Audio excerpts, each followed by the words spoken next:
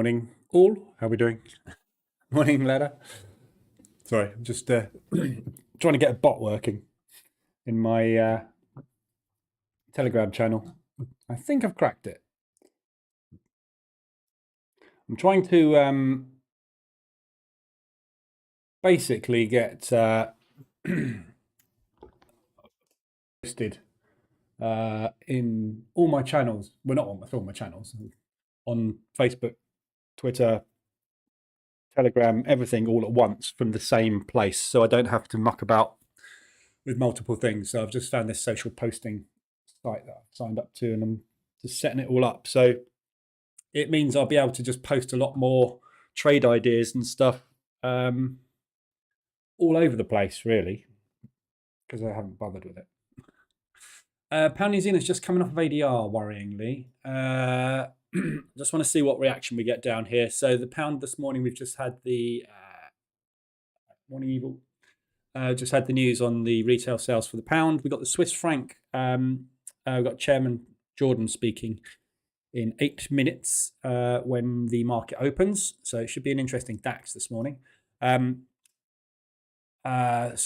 retail was a big miss, 1.5%. So they were expecting basically a 0.5 increase, and what they got was a -1 decrease in sales. So 1.5 miss, which is a biggie. So obviously we've had a big drop on the pound, but it's coming straight off ADR. So I've got quite a lot of profit sitting on this one at the moment. I've got 0.5% on one position and a little bit on the other one. So I'm toying with the idea of just taking one off down here. I just want to see what reaction we get at ADR, basically, to see if there's any movement. Rest of the news we got today, we've got Lagarde speaking at 10 o'clock. I wouldn't worry too much about that because she was questioned quite deeply yesterday in the press conference at the WEF meeting. She said everything she wanted to say yesterday, and I don't think we'll get much more different today. So we might get some more bullishness off of the euro today, but I'm not expecting her to say anything groundbreaking in this one today. And then we got CAD retail this afternoon and home sales for the US. So nothing particularly exciting, but CAD retail obviously will have an impact on the CAD. We could easily get an ADR out of that this afternoon as well. Overnight news, I haven't had a chance to look yet.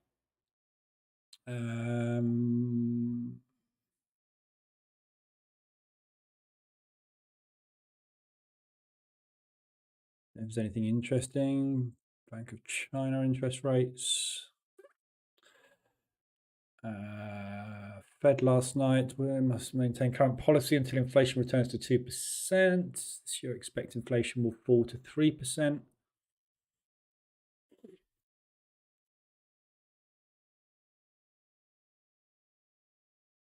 Oof, big drop.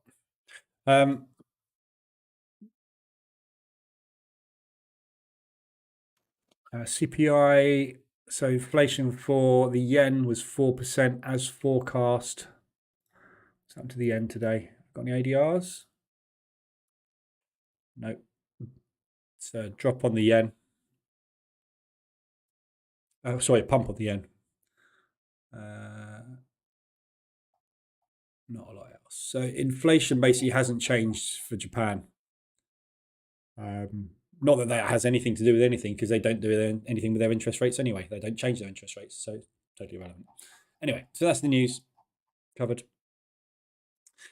Just want to watch this GN. Just want to see what we're doing down at here at ADR.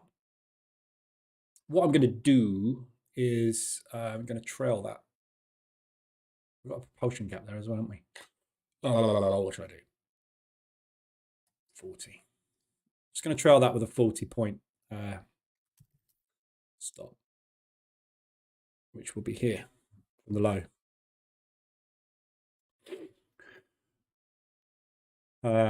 Might get stopped out on this, but I just want to bank something on this while we're down here. If it pushes back and then obviously starts a new leg, fine. But I just want to bank something just in case it pulls back up into here. We've had a very strong pound for a couple of days. So this is obviously the profit take move starting now on this 2-day run. Not sure how far we're going to get with it. That's why I'm interested in taking some off. That is not good news for the pound again today. So I would expect a decent drop on this to start. We've had a nice strong New Zealand dollar overnight as well, which has obviously helped. So that's pushed the pound down, and we've got negative news. So of all the pairs today, with what's going on with the New Zealand dollar strength at the moment, the pound New Zealand would be the one I'd expect to put in a 150 ADR today if it can. But we've hit ADR. Sentiment on that at the moment, pound New Zealand is a sell from COP perspective, which is why I'm short on it. But retail is short on it as well. So it's a bit of a long. So retail is a little bit long on the pound New Zealand, not massively. So if we look at pound New Zealand, 75% of them are short. So we need to be longing it basically. 75% of them are short. So they're on side with me basically.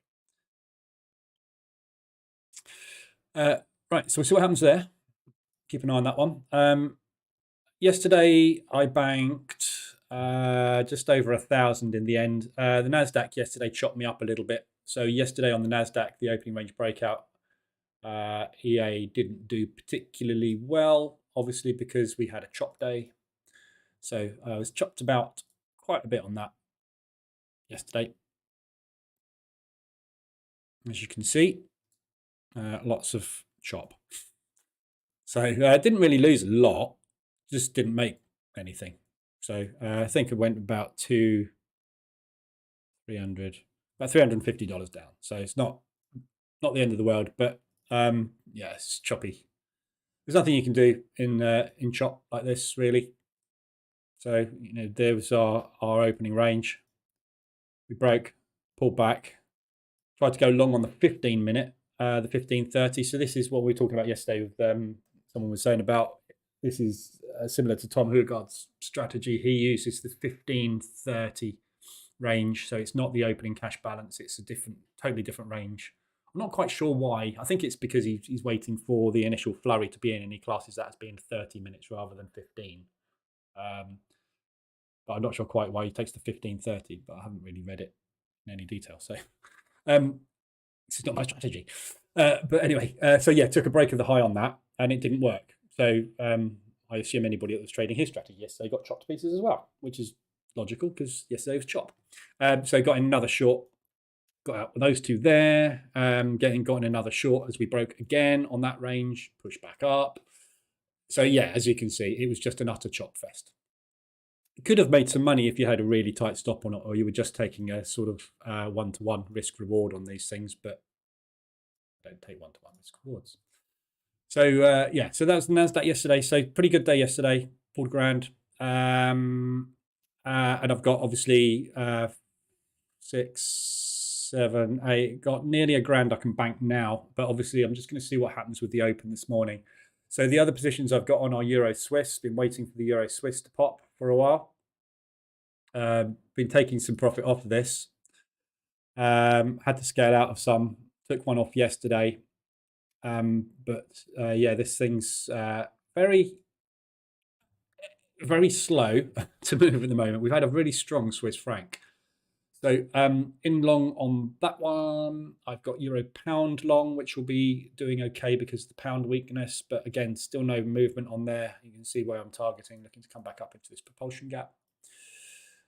Pound New Zealand we just looked at. Pound US dollar I've got short gone on, and again that one will be helped out this morning with that, but really looking for some continuation weakness on the pound, and obviously strength on the US would be lovely. Dax is coming down pretty fast and hard this morning.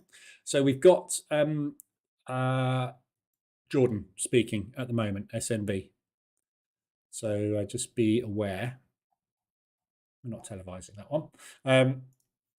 So watch the Swiss franc as well. And New Zealand dollar CAD, which I took yesterday. So that's in profit nicely at the moment. Reason for the New Zealand dollar CAD was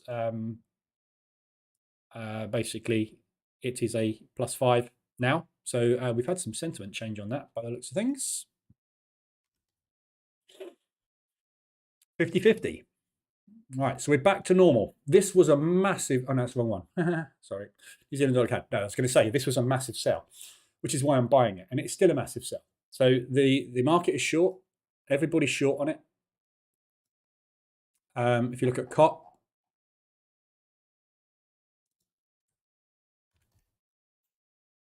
COT is long. Yeah. So this is the perfect storm. This is why I'm long this. Yeah. Intraday sentiment. COT is long. Positioning on the COT is long. Sentiment, retail is short. Therefore, I want to be long. So I'm longing it. Yeah. So I've been longing it, longed it there. I've been trying to long it all the way out of this for, like I said, I was longing it in here. Just keep longing it. All the time you've got commitment of traders on your side. You've got retail sentiment trying to go the wrong way. It's long. So target is back up at the highs at the moment for me, which is roughly ADR. Not sure we'll get there today, but we'll have a go. So that one's in profit as well. So yes, all going pretty well at the minute. Dax is absolutely collapsing this morning, which is great, which means the euro should be absolutely pumping. Nope. It's not moving. Okay, well, this is just DAX selling. So this is what I mean by the opening cash balance. Yeah, this is not related to obviously you get the inverse happen on the euro when you get speculative movement on the DAX.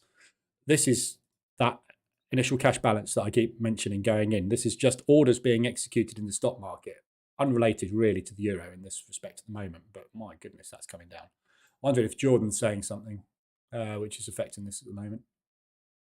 Nothing coming up on financial juice. Keep an eye on that. So that's going to be a big range to trade this morning, isn't it? Don't like these big ones because you quite often just get a lot of inside bar action. But when you do get the break, it then tends to go. So hopefully we'll wait and see. I'm trading the 15-minute on that. Morning, Diamond. Didn't mean to lurk. There's a lot of lurkers. How many people we've got on stream at the moment? Oh, it's only 22. Where is everybody this morning? Normally about 40 or 50. Everyone's asleep. Morning, Freeman. So euro pound basically coming down again at the minute. Swiss pulling back. Pound New Zealand undecided. And US having a little push.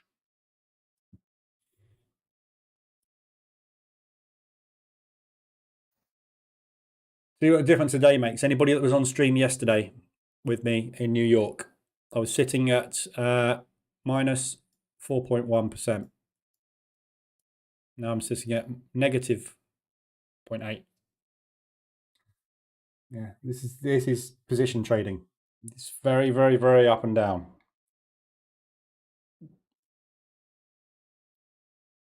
But you'll have very, very few of those.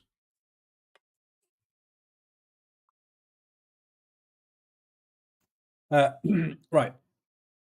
While we're waiting for the DAX to, I'm just watching the DAX on my other monitor, basically. While we're waiting for the DAX to get its 15-minute range in, we'll have a look at the market. Morning, Brian. So Pound New Zealand is the only extension so far today, as you can see. That's come straight off of ADR. Nice bullish engulfing off of ADR there.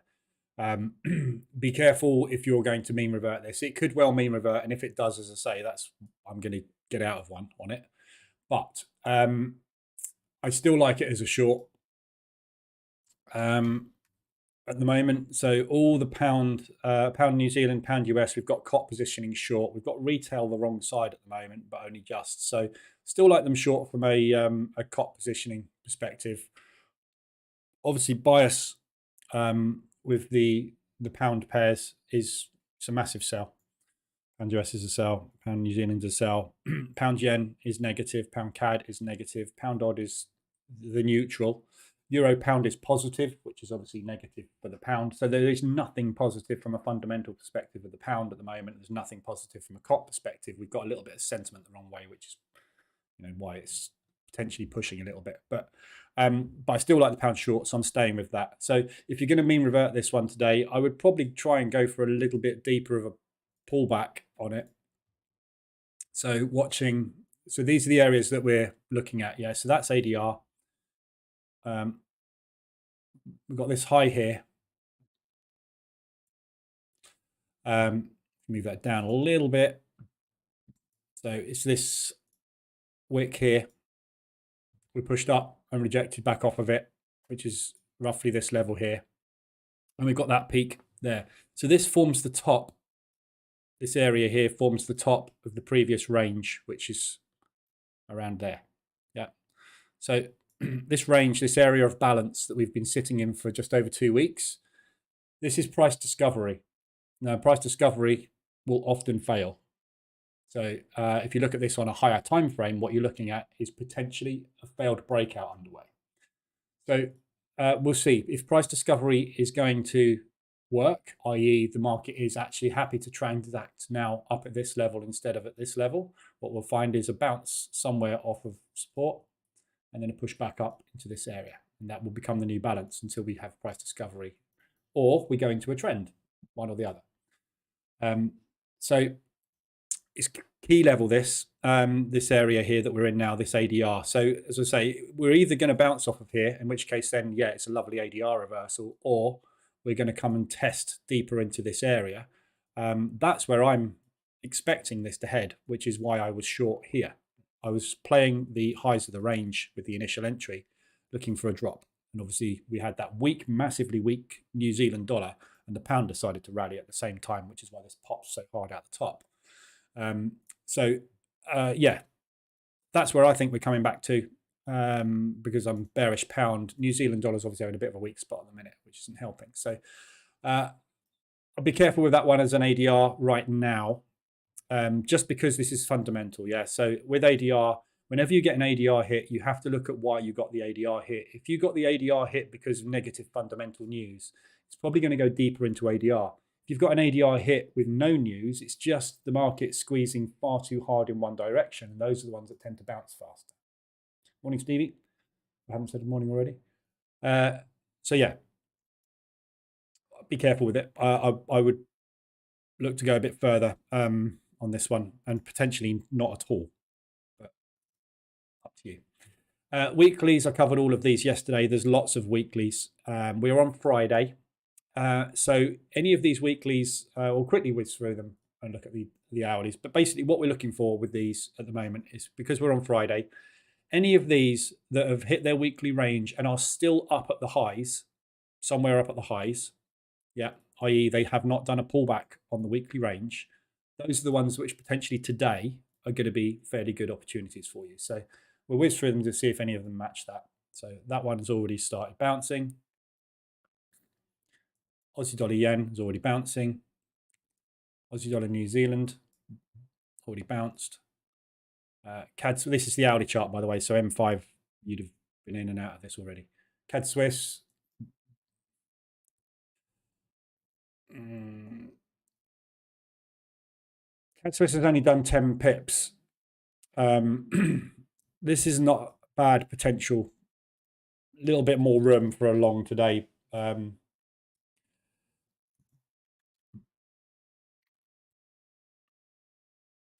You want to be shorting it, not longing it. Retail's long on it, so I wouldn't bother with that. Intraday anyway. CAD Yen. Yeah, I mean, that's just a mess. You're not interested in that. You're odd. That's already started. What else we got? Dax is just breaking out the 5-minute lows. Euro Swiss. We're looking at a sec. Already bouncing, but I'm on it. So carry on bouncing, please. Euro pound. I'm already on it. Really messy attempt at a bounce. Pound odd. It's already started. Pound CAD. Okay, pound CAD not too bad. So pound CAD, you got potential short. Market is saying you want to go long at the minute. Retail is short on this at the moment. Up to you, but retail is short, which means the likelihood is they're going to want to push up and grab liquidity. So, but you know, from a weekly range, that's where we started this move, that huge push. We've got lovely propulsion gaps as targets there. And if you stick a fib on that, you'll find this is roughly a 50 to 61.8 retracement. which is exactly where you want to come back to if you're going to start a new leg up. So there is potential for a short on that. You kind of missed it a little bit. Beginning of Asia, when you were asleep, when I was asleep, was when the reversal happened. Or you could have got into this one yesterday, in which case then you're sitting in it now. So if you took this yesterday because it was extended, targeting propulsion, it's kind of on its way, isn't it? Tricky one. Okay, so DAX, if you took the 5-minute opening range on the DAX, you're just in short. This is the 15, which is where I'm looking to enter. This is a real collapse so far. Nice big down day starting. Pound CAD, pound yen. Again, that's already played out. That's a mess. It's the yen. Pound New Zealand, we know about. So that's play ying out nicely. New Zealand dollar CAD. So that is the ADR hit was to the upside, and that's the pullback. So that's why I got into this. I got in on the pullback because I'm expecting to go with the market long, and New Zealand yen, which would be a mess. So there's a couple of opportunities in there, and as you can see, it's basically what I'm on. So RSI is flat today, really flat on the RSI. So we'll have a look at the intraday sentiment, and we'll have a look at the bias scorecard in a minute. Just wait for this 15-minute opening range to go on the DAX. But the RSIs, the only opportunities you've got are 4-hour RSIs on the pound odd. Everything's played out basically. So anything you've got into this week on RSI extension, you are now in it, and it's starting to move in your direction. So pound odd RSI extension to the upside, that's coming down now. So that was a nice 4-hour extension. We got really extended on that one. You would have got in on the 19th on that, which was yesterday. So the first real opportunity to get in short on that would have been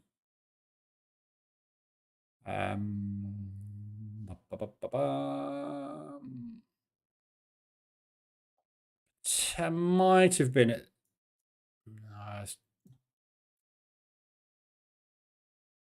no, you wouldn't have got an entry there. That would have been your first entry yesterday, ended London. So you'd have been in on that. And then obviously that just got invalidated. They took out the liquidity there. So there's your reversal. That's the actual last reversal on it, which was there. You're in short. So that was your 4-hour RSI extension up there. That was the first opportunity you got to get in on that on 4-hour, really, because it just went parabolic and didn't really come back at all. So, oh my God, Dax. Going without me this morning. So that's starting to play out nicely. And you got the pound CAD. Same sort of thing. So the first down candle on that was 19th at 4 a.m. So that was yesterday morning. So your first reversal alert on that one would have been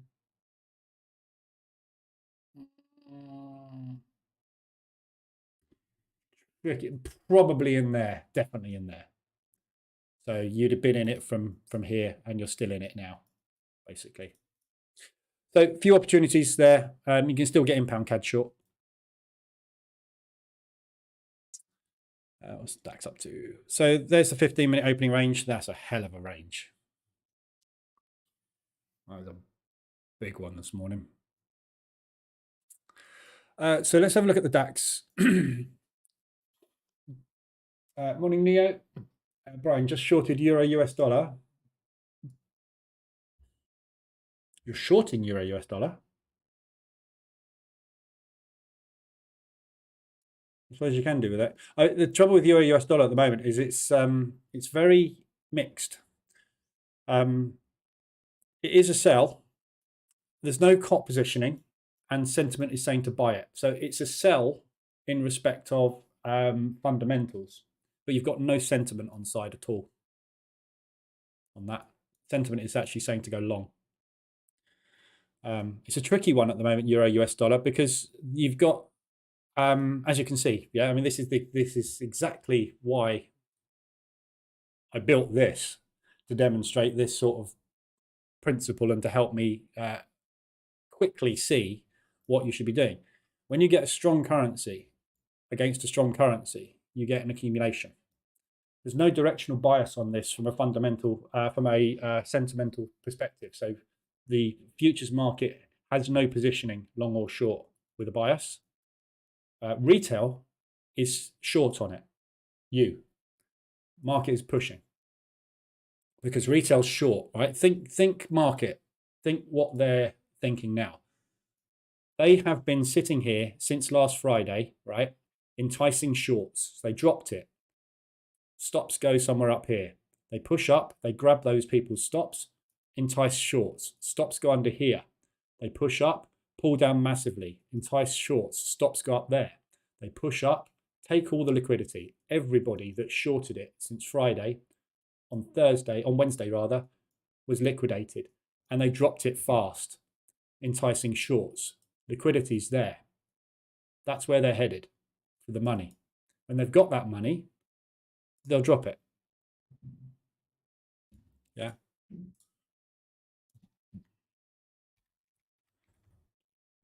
So literally all you have on side on euro US dollar is go long because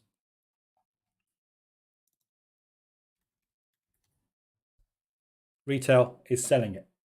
Liquidity is at the high side. But you have got fundamentals on your side to say that you should be selling euro US dollar. Fundamentally, it's not as good. But overall strength, it's either way. So that could work fine. But I'd be very careful if you're trying to do anything long term with it. So Dax yesterday, lovely. My move started yesterday, which was great. So I shorted that yesterday, got nice profit out of that yesterday morning. I'm looking basically for a continuation, sort of coming back down into the 2472 area to decide really what's going to happen with the DAX next. So all these pullbacks that we're starting to see forming across all the indices now are very key, because this is going to decide whether or not 2023 is going to be a bull or a bear year. We're going to start the year off, as it seems, with a bull run. So is this a pullback, continuation bull run, or was that the last of that rally and boom, now we're going to start the move down? So we start with a bull run. We're either going to do that or we're going to do something like that. Decisions. So difficult to tell which way we're going with it at the minute. Obviously, the DAX, the Dow, and the FTSE are all very, very bullish at the moment. When you look at the Nasdaq and the S&P, they're still very bearish. We're contracting in a symmetrical triangle at the minute on these two. Yeah. So we're contracting, and we're going to get an explosive move one way or the other at some point soon. Obviously, as soon in the next week or so. So at the moment, they all look to me like they're nice shorts. Obviously, so far it looks like it's a nice short today, but this might not be the move. This could have just been the opening cash balance going in, and we've got no speculators in there at all, in which case we're probably going to pull back and then have a run down again from there. So we'll see. But I like them all short still. I still think this is a bear market. Yannick just saying in Telegram, is there no more 2 channels in Telegram? It was so well arranged. I'm never going to win that argument, am I? As soon as I split it into 2 channels, everybody moaned because all the trades were put in one channel and they couldn't comment on anything, and they were too scared to comment for some reason in the main channel. So I put it all back into one, and now people are moaning there's no 2 channels. I give up. I like it as one. I found it really annoying having 2 channels, but I should have done a poll on it. But if I do a poll, I'll just get a 50-50 result, won't I? So anyway, Jamie, is it possible to get COT data and retail sentiment on gold? Yes. It's better this way. Yeah, I think it's better this way. Yeah, it's nice to have everything in one place.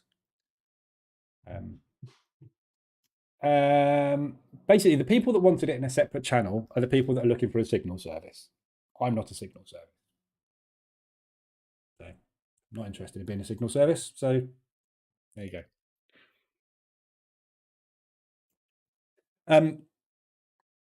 Yeah, I can get gold.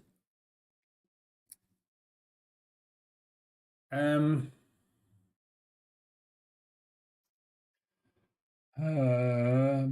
excuse me.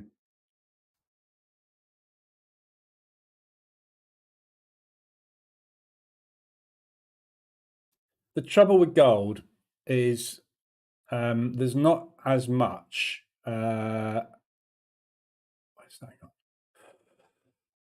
There's not as much data on sentiment on gold as there is on basically the people that publish sentiment. They all publish FX.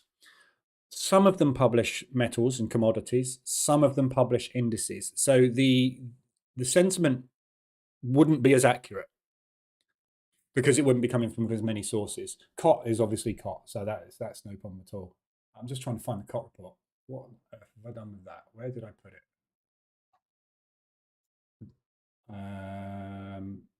Oh, I filtered it anyway, didn't I?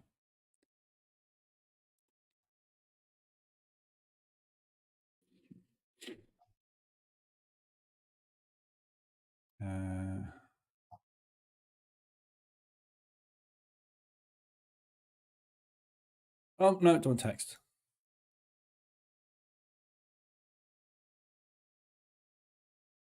I'll see if I can get this in as well. Maybe as put gold in there because people do like it.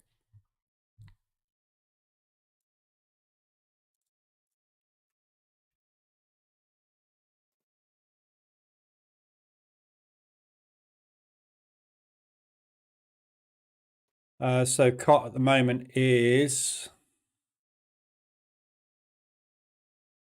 243,000 short, 93,000 long. Oh, sorry, long 93. Whoa, where are you going? 230,000 contracts long. So you want to be long gold right now. This is what I have to go through, yeah? So this is the commitment of traders report for those that haven't seen it before. Yeah. There's a lot of data in here. A lot. But all I'm interested in is the non-commercial positions long and short. I'm interested in the speculative. These are the speculators, the guys that are trading for financial gain, not for commercial transactions. So these are the guys that are betting on the market, the banks that are looking to make money. So very heavily long at the moment, gold. I'll see. I'll leave that on my desktop, and then I can. I'll pop it in. That might screw up my system, but anyway. I'll take one for the team. It's only more work for me. Don't worry. Dax has just broken out short.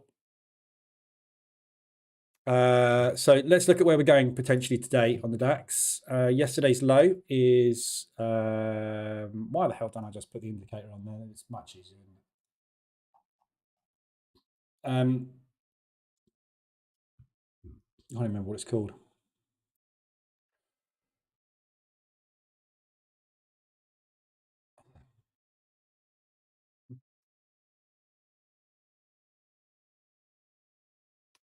So yeah, yesterday's low. Oh, I can't even see that.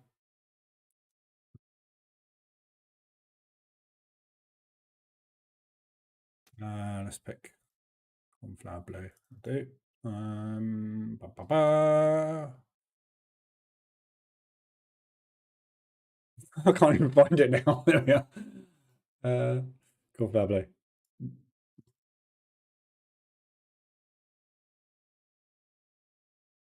Just going to save this as well.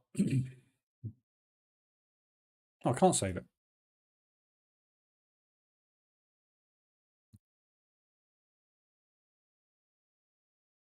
So that's yesterday's low. So that's the first target. Following on from that, obviously, we've got this propulsion gap going down to ADR. So this area here is all potential buys today. So we've got that area, which we broke out of as potential support. The propulsion gap that started the move from the week before last, if that is still valid, potentially we've got buyers sitting in there, and obviously we're going to be down at ADR at that level, which is when we're going to start to get exhausted. So we will see. But yeah, nice breakout so far today. Morning Shroud. Sancho, I am holding short position from yesterday morning on CAD Yen. Do you think it's better to close it with a loss, or is there any hope for a drop during London? CAD Yen. No, I mean, that's a good short. Yen is a short. Well, sorry, everything yen is a short at the moment. So, as you know, it's a short. So you're in the right direction. You're sitting at the moment. That's not a propulsion gap. That's just a news unwind, basically. So the thing you got to think is where we're going in regards to this drop. So what they did yesterday was take all the liquidity down at those lows on anybody that entered long on that spike. The problem with the yen at the minute is you are reliant on Bank of Japan interventions at the minute to try and bolster their currency, and they're doing a really, really good job of it at the moment. Fundamentally, though, everything should be stronger than the yen. CAD is very weak at the moment, so you're on the right side on all of this. What I would do is go and have a look. If you're looking intraday, go and have a look at what's going on. You can see the yen, yeah? COT is short of the yen. They are also short on CAD. So from a CAD yen perspective, there is no bias either way. A short cancels each other out. No bias. So there's no advantage from a COT perspective. The entire market is long at the moment on the CAD yen. So you want to be going short. Tick. So there's no advantage in COT. There is an advantage in sentiment. Fundamentally, there's not really any advantage either. If you look at CAD yen, it's totally range bound. The fundamentals on it are no advantage whatsoever. So in theory, and as you can see, you can trade this in any direction at the moment. It's literally just ping pongs. So intraday doesn't really matter when you get in. What I would use is RSI extensions to gauge when I should start to be buying and start to be selling. And at the moment, you're coming out of a buy into a potential sell. So yeah, nothing wrong with it. Not the best trade in the world. It's in the middle of nowhere, but it depends how you're trading it. Yeah, if you're position trading it, you can scale in, waiting for the next leg down. If we're going to pull back into this area, again, use things like fibs. Yeah, if market structure is going to play out, we know it does this in varying degrees of movement. Obviously, yeah, it doesn't go like that. It moves up. It stays in a range, in a channel going down or up. So stick a fib on it. Yeah, you've got 38 is a shallow retracement, 50 is a medium retracement, and a deep retracement would be somewhere around 61.8. So somewhere in this zone, you would expect to find sellers who are on board that move, adding into their positions. So I don't know how you're trading it, but if you're going to position trade it, you've got a couple of extra entries in there before the drop.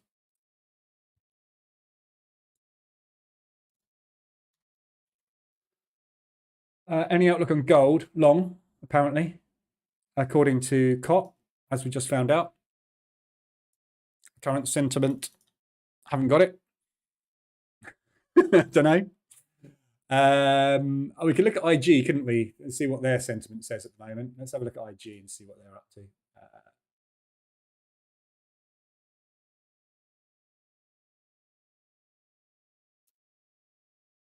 I think it's GC with them, isn't it?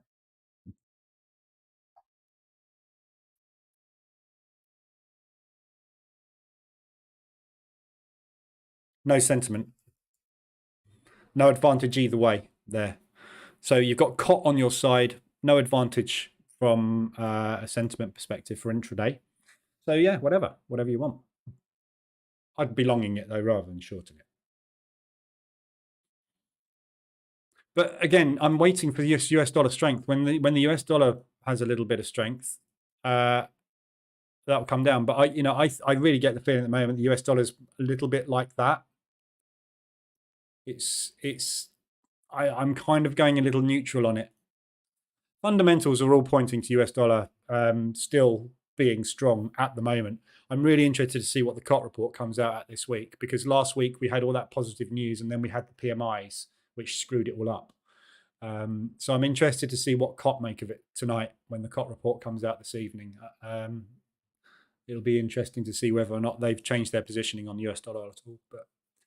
But DAX is coming down nicely, still not really got anywhere. So we've run into that propulsion. Buyers have stepped in.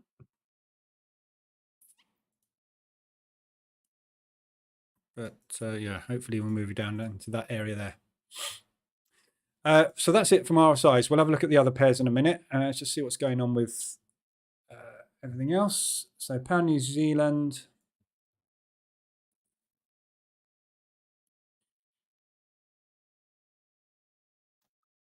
So we've just cracked 100. I've just banked something. Or we just banked.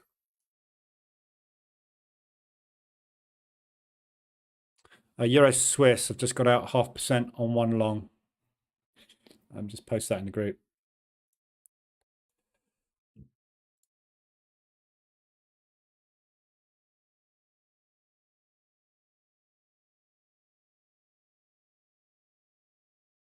Be sure to put 3 panels in the poll, John says, yeah.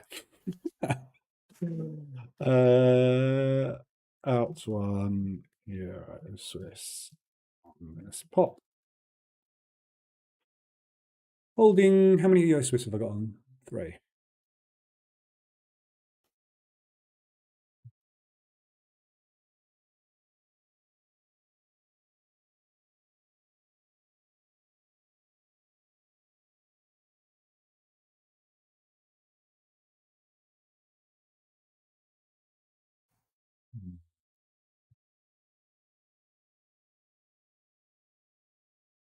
I could close this whole thing out now for half.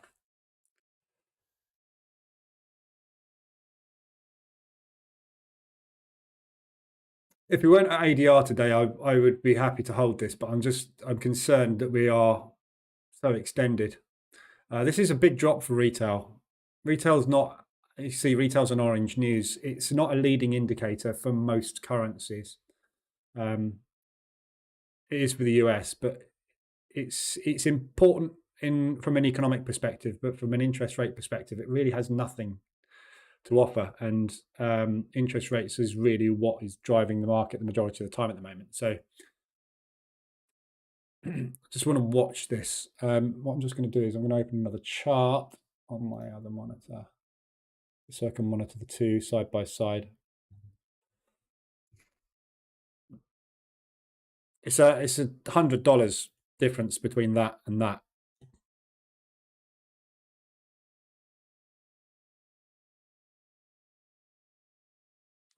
New Zealand, the CAD is 0.25% as well.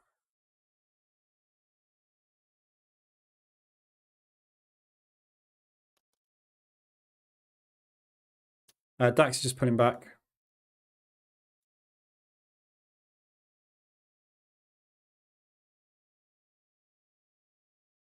So my stop loss is up in that propulsion. We'll keep an eye on that one. Right. So intraday sentiment wise,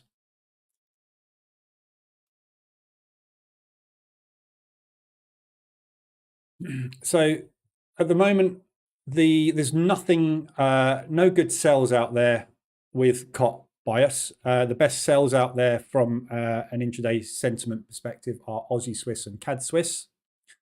So Aussie Swiss, that's good. Aussie Swiss is a sell, and CAD Swiss is a sell.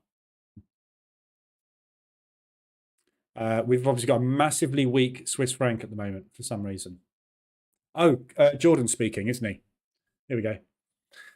Firms are not hesitating to increase prices. Not easy to bring inflation back to 2%. Negative Swiss franc.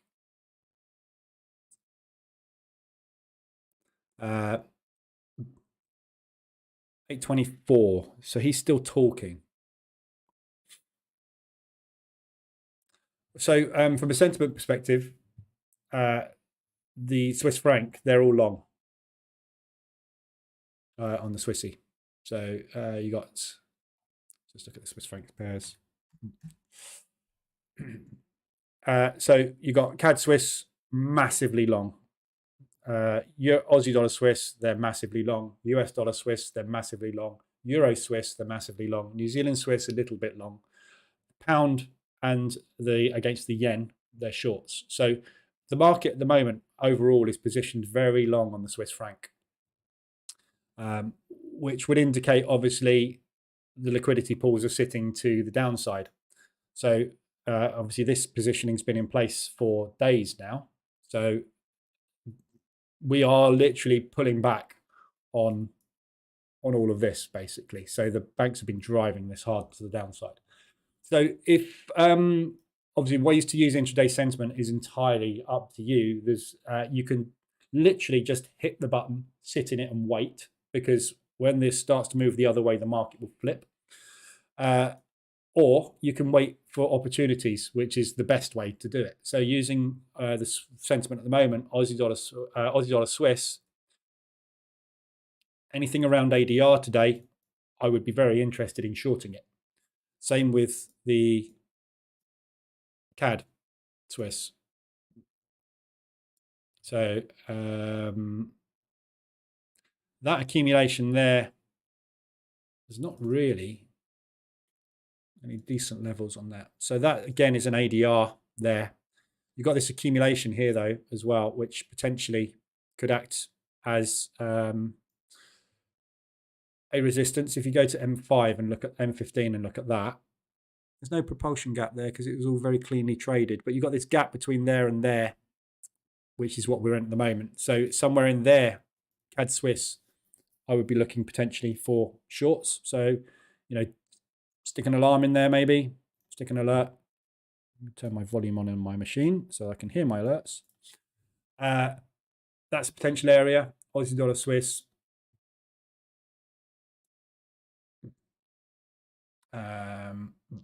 Anywhere up there really. So somewhere in there. Potentially I would look for sellers at ADR. So I'll wait for an ADR alert on Aussie Swiss. So those are kind of your best sells at the moment. From a buy perspective, Euro CAD and New Zealand CAD are the top two. Obviously, you've got US dollar CAD, Euro Yen, and Euro Odd are also pretty good because you've got COT positioning on side, and you've got some retail sentiment long and a lot of retail sentiment long, i.e. they are short, we want to be longing it. So Euro CAD and New Zealand CAD for longs. So again, other ways you can use this to get in is on a break of the Asian high, which is just kind of started. And New Zealand CAD, I'm already in from the reversal alert. So I got in on that reversal alert yesterday. And, as long as the market stays short, we know the market is likely to target their liquidity, their stops.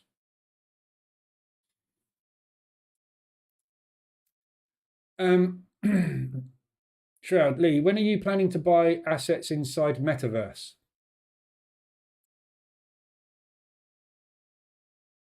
I'm not. I don't even know what they are. Oh, you mean that thing that what's his name is pumping billions of dollars into, which is a complete waste of time, and all of his shareholders are dropping out, and the share price of Meta is crashing because nobody believes in it. That thing, no, not interested. You mean Meta fraud? Yeah, I'm not. I'm not getting involved. I have a VR headset and I love playing in VR, but I don't want to live in it. And I'm certainly not going to conduct business in it. i.e. trading. I don't see there's nothing for me in it. Pound odd ADR.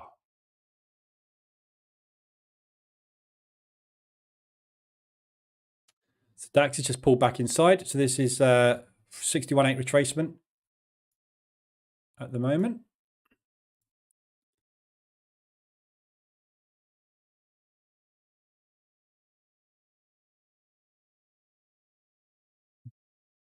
Morning, Sega. Yeah, I don't know the Metaverse. I don't know. It's a load of rubbish. It really is awful. The Metaverse. There's better games out there in VR that are better than whatever the Metaverse. Nobody even knows what the Metaverse is. It's he's trying to create something. He's gone mad. I think he's gone mad. I honestly think he's gone mad. He's literally going. I'm going to. He wants to be Ready Player One. It's just. I don't know. I think he's lost the plot. But anyway, buying NFTs. I don't want to buy any NFTs. Why would I want to buy something for a ridiculous amount of money that is only inside my computer? I could get lost. I can understand, it's like if I'm playing Call of Duty and there's a really good gun out, yeah, I might buy that. That's an NFT, isn't it? But I'm happy to pay $1.99. I ain't buying a pair of trainers for $2,000 that don't even exist.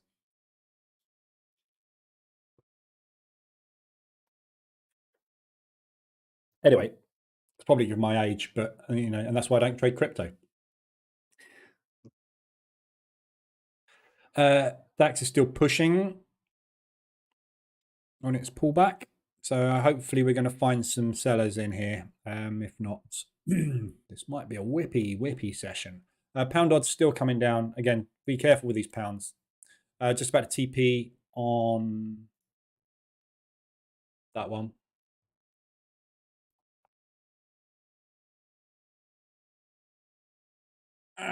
Do I dare? Shouldn't do that. But I'll just try to squeeze a little bit more out. I've got a trailer on it. What's my trailer now? Trailer's at 0.4%, so we might get 150 today on this. We've had loads of ADR, loads of big ADR days, haven't we, recently? So, New Zealand dollar Swiss ADR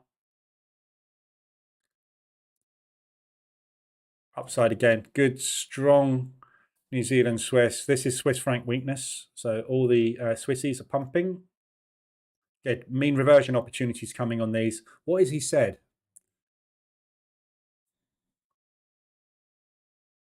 Whatever, they really don't like that, do they?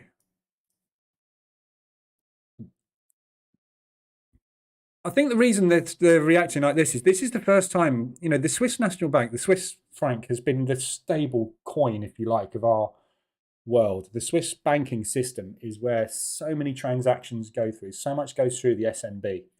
And, it's had a massively difficult year. It's announced a huge multi-billion-dollar loss for the first time in over a century. They had to put their interest rates up for the first time in years without telling anybody. And now they're saying that they can't get inflation under control. It seems that it's kind of spiraling out of control a little bit for the SNB. But it's notoriously good at strengthening and putting in 200 ADR days, isn't it? So, I'd rather be short on it with the assumption that they'll be able to get stuff under control. Just missed my stop. So we've just come into the propulsion and we seems to be finding some sellers up here. We'll see if we can get an basically be happy with the bear candle with a higher low at the moment. But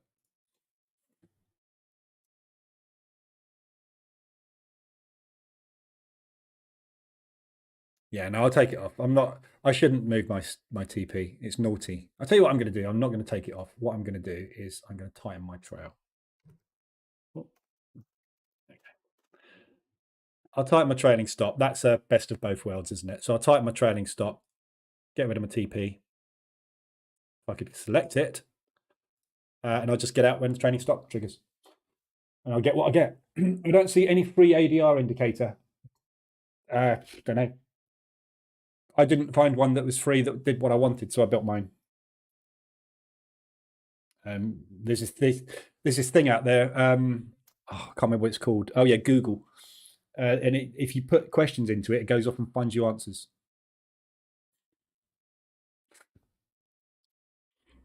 So I have to say that all the time.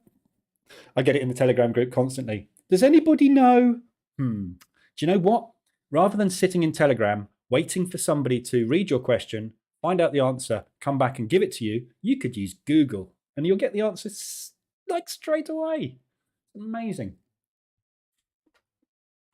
So I get really sarcastic with people that literally don't know how to use Google. I just don't get it. Maybe it's because I come from a tech background and I've spent I was there for the formation of Google. I started a Google ad company the year after Google was formed, 6 months after Google AdWords was invented. I've lived with Google all my life, and I just find it unbelievable when somebody in my family goes, "Oh, do you know if there's any houses for sale in so and so and so and so? I'm interested in moving there." Jesus, you know what? Let me find out for you. Tap tap tap tap tap tap tap tap tap tap tap. Right move. Oh yeah, there are 64 houses available. What would you like? How many bedrooms? People really can't be bothered to do stuff themselves. They want someone else to do Googling for them. Sorry, World King, I'm not having a go at you. I am, but use your head. Use your fingers. Use your keyboard. In fact, use voice now. You don't even need to use a keyboard. Hey, Google. I shouldn't say that because my son's got a Google thing in the other room. I did it on the stream a while ago. And it heard me and it was like, how can I help you? But anyway, there are some free ones out there, but they don't do what mine does. So if you can use a free one and just will do something similar. It doesn't calculate. The free ones don't calculate the way mine does. It doesn't alert. They don't alert you, and they don't give you extensions. And the reason I've put the extensions on here is because the extensions, an ADR indicator will literally tell you when you've got to ADR. That doesn't give you any kind of odds as to reversals and statistics, and it doesn't give you levels to get in with larger orders. There's all sorts of ways you can use ADR. There are some free ones out. Hey, chat GPT. Let's do that.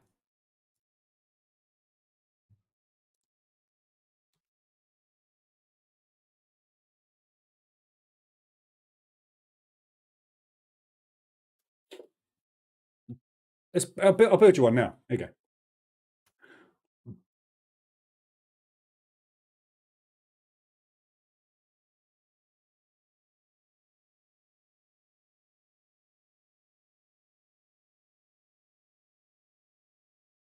Hang on a minute. I'll be with you in a sec.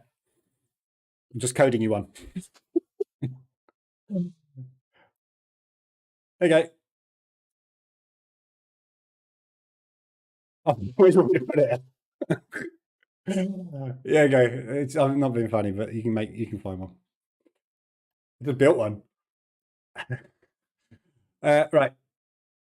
Still pushing on pound New Zealand, so I'm just going to trail that and keep that trailing. So from an intraday perspective, obviously, Euro CAD and New Zealand CAD were the other two we haven't looked at yet. So Euro CAD longs is on its way, and New Zealand CAD. Oh yeah, we have looked at them because I just said I was in long on New Zealand CAD. So yeah, so that's really all I've got for today. There's not a lot else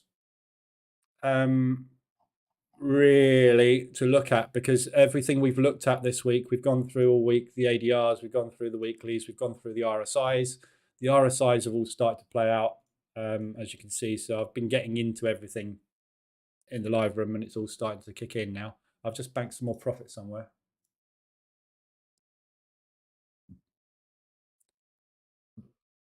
TP on that second one. Let's post that in the group as well.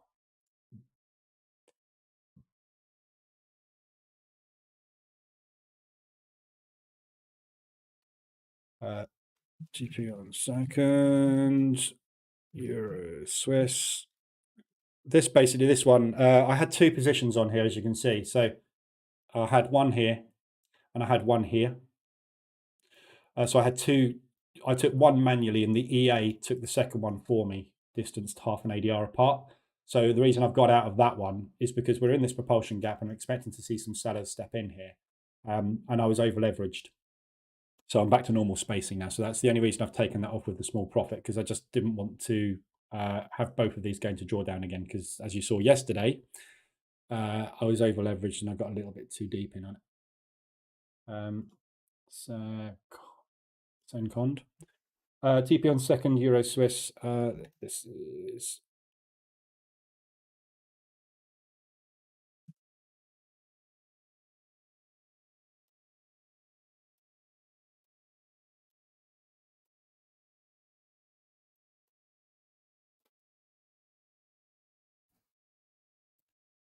right.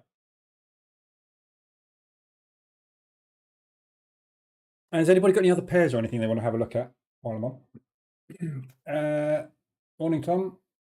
Yes, but in crypto, daily high and low are respected.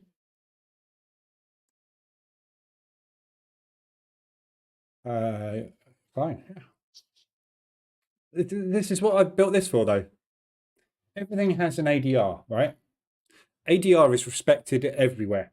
It's a fact. It's not a. This indicator is not a. All this indicator does, right, is tell you when the market condition is extended beyond the norm. Market condition get extended beyond the norm in every instrument available to mankind, whether it's crypto, whether it's stocks, whether it's indices, commodities, Forex pairs. Everything has an average daily range. Think of a bell curve. Yeah. 60% of the time, your instruments in the world will trade here. 40% of the time, they will trade outside of the norms, right? 42% of the time, on a bell curve, average, we will move outside of these areas. So what this indicator is telling you is that we are at extremes, not normal conditions. So with the bell curve, when we're doing back testing, for example, we exclude anything outside of the bell curve because these are extremes and are unlikely to happen very often. Everything in here is very common. RSI, it's very common for price to move and stay within this area. It's uncommon for it to get outside. ADR is just a measurement of a condition which is not the norm. When we are not in the norms, abnormal things tend to happen, either very strong extensions or because we've moved quickly into the area, very strong pullbacks. Yeah, so you use it. And this is why I'm monitoring here. This is why the reason I'm sitting here now watching the pound New Zealand so closely is because of the ADR indicator. Yeah, I know that there's a strong possibility of a pullback because we are beyond normal extremes. So it's difficult for price to get beyond those extremes. If it wasn't difficult, it would do it all the time, wouldn't it? We're outside the bell curve. Yeah. So that's basically why I'm watching this, because of the ADR indicator. That's why I have the ADR indicator and why I have the ADR dash to alert me. That's not the ADR dash. This is to alert me when unusual conditions, because when we're trading, we need to, if I'm in pound New Zealand as I am now and we hit ADR, I need to think about getting out, because 60% of the time it does that. If we get to this level and I'm not in a position, I've got a more than 50% chance of it doing that. And the further we get, the less likely those bell curve extremes are to be met, right? So when you look at your normal bell curve there, let's say that is the 60. You've got then the 70, the 80, the 90, and the 100. Yeah. 200% ADR, we're around here. 225 ADR, right? 200% ADR, somewhere around there. 175, somewhere around there. 150, somewhere around there. 125, somewhere around there, maybe. I'm not being exact, obviously. But you see what I mean? The further we get outside of that bell curve, the less times something occurs. And this is what the ADR extensions tell you. When you get this, there's a guy that DM'd me in Telegram. He's using the market reversal alerts EA with ADR mode on. So it takes trades only at ADR levels. And he only uses 175 ADR. Right? He's got a strike rate at 175 ADR with a half ADR stop loss of in the 80s. Why? Because it doesn't happen very often. So he doesn't get many trades, but the trades he gets are hugely high probability because there's a 6% chance of it going beyond there. A massive edge.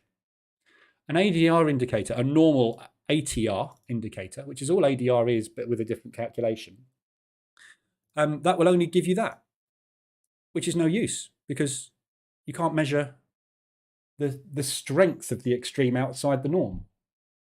And that's what my research was done on. I know it hits ADR regularly because I've seen it happening. What I'm interested in is how often does it get down here? That's very interesting. And that happens in crypto. It happens in stock exchanges. It happens everywhere. So every instrument has an average daily range. Everything in the world can be classified in a bell curve. Men and women with brown hair. Men and women with blonde hair. Men and women with ginger hair. Men and women with alopecia. Everything, every statistic in the world can be measured within a bell curve with an average. Yeah. So this is why it's so important, ADR, in my opinion, when you're trading, because we need to know extremes. Normal trade, normal conditions of market is very difficult to make money in. Extremes of market are very easy to make money in. Yeah, so we need to know the extremes, which is why I use the ADR dash, the ADR indicator, which is why I use the RSI dash and the RSI indicator, because I'm only interested when the market is stretched to its levels. I'm going to pop back. You'll know what a bell curve is, Tom. So bell curves are used as a tool to measure means. And what the hell is this crap? Just get me to the website. That's my question. I don't read it. I'm not going to explain bell curve, but it's to do with standard deviations and distributions of anything, whatever. Yeah. Oh, right. Bell curve. I mean how it looks for.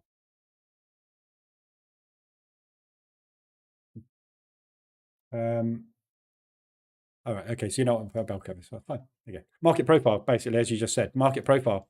When you look at a market profile in futures platforms, yeah, it's a double. That's a double distribution bell curve, basically. You know, it's the same principles, basically. Where is the vast majority? And this, if you flick this on its side, and that was a day's trading in a candlestick in the stock market, this would be your volume weighted average price, your VWAP. And that is where 60% of the transactions for the day happened. At the extremes, that's what we call the value area high and the value area low. This is where we want to be trading, because we don't want to be trading in here, because what happens in a range goes up and down. At some point, it will go outside the range. Price discovery. Exactly what I've just demonstrated this morning with the pound New Zealand. What's the pound New Zealand doing right now? Oops. Price discovery. Range, price discovery. So this, I'm going to draw a volume profile now on this. So it would look something like,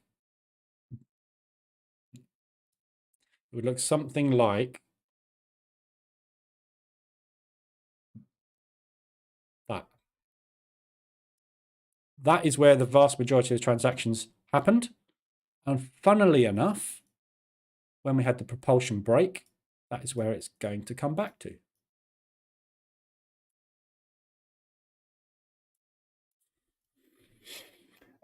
You showed for brown hairs was a joke. Forget it, please. Oh,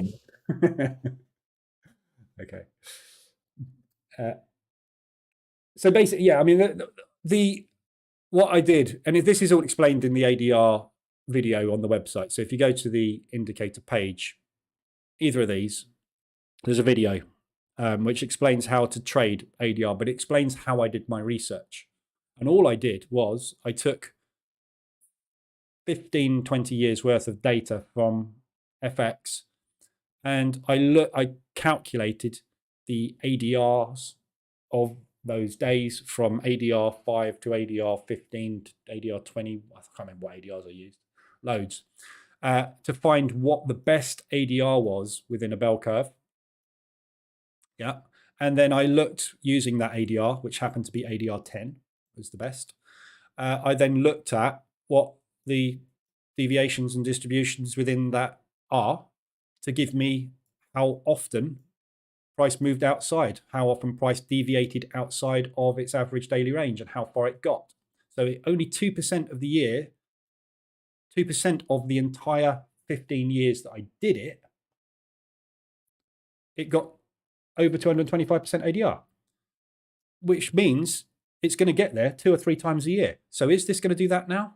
No, nothing to say it's going to do that now.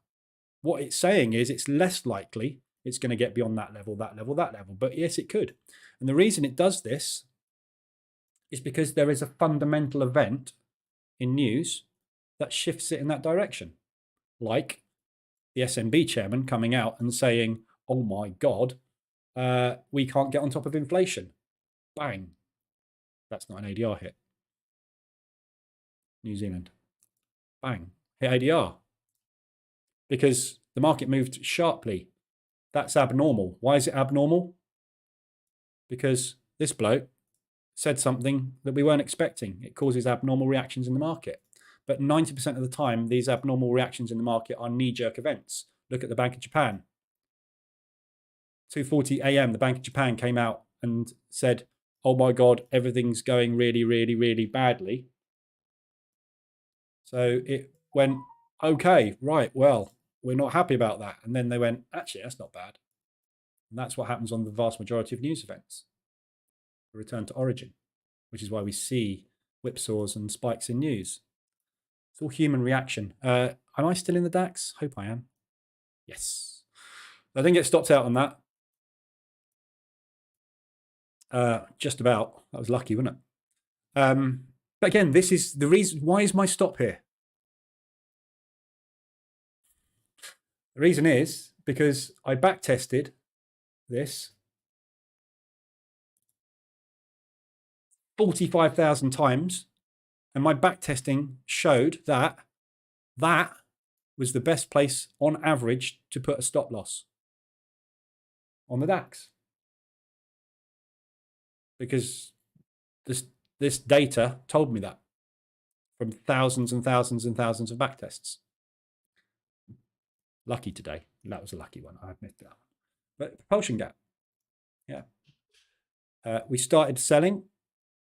Everybody that's short started to move here when we broke out of that level. So that is your propulsion move. And they are now adding into their positions to continue the move to break that low, to put in bearish market structure.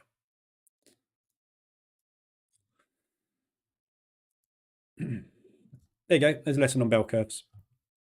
Very boring technical crap, which is why I built the indicator, because you don't need to know any of that. What you need to know is the ADR indicator explains all of the stuff I just explained in a line with an alert that pings up and goes, ooh, have a look. Andy, great channel. Keep it up. Yeah. I'm very sarcastic and I talk a load of rubbish, but there's some good stuff in there every now and again.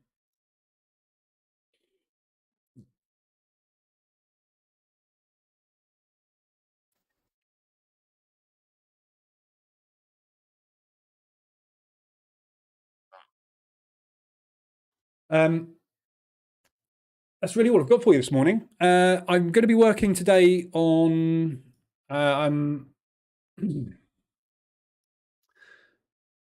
the historic. I'm going to put that on my. Hang on, let me write that down. Gold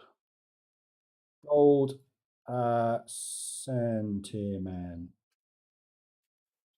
So I'm going to look at getting gold sentiment bought in as well. Let's do oil as well, actually. Anything else anybody wants? From a sentiment perspective, what else is there? I could get all the cot positioning and that on.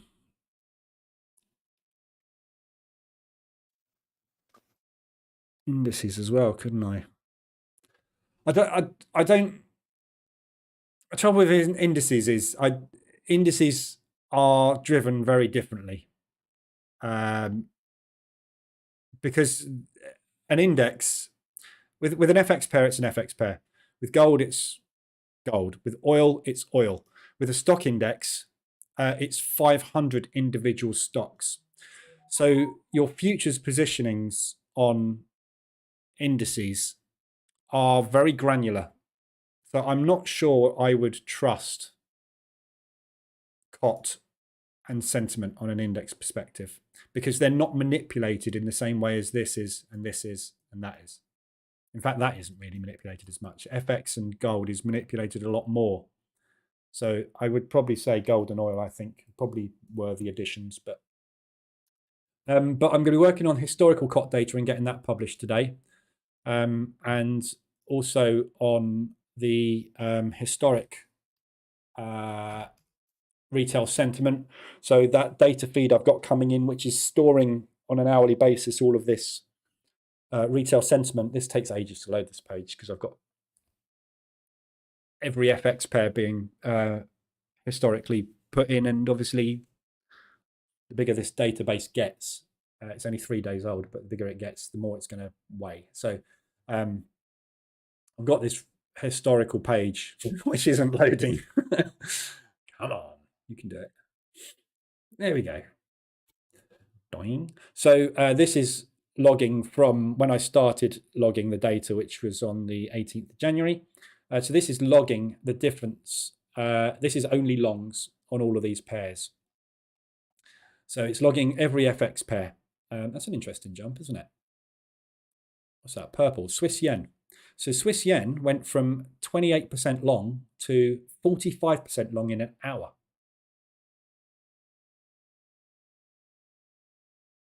That's interesting because that would have 28% longs would have been telling you to short it. Within an hour, it would have been telling you not to short it. We really need to keep an eye on this day. And this is why I'm plotting this, because I'm curious to, when I look at sentiment, I look at it every now and again. What I'm interested in is how it changes throughout the day, intraday. So from here, this was 1:58 a.m. That was when the news was released, wasn't it? That was when the Japanese news was released on the 19th. Canada, where are you?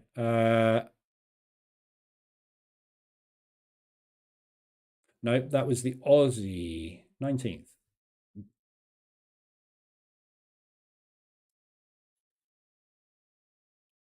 Yeah, 19th. Yeah, sorry. No, that was the Aussie. So the 18th. So that was the Aussie figures. And look how that affected the yen, because it's all Australasian in the Asian session. Big change there on Aussie dollar CAD, same time. So sentiment went from 31 to 43 long. So as soon as that news came out, the market went massively long on Aussie CAD.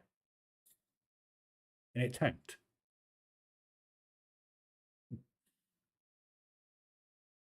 But this is because stops are being triggered.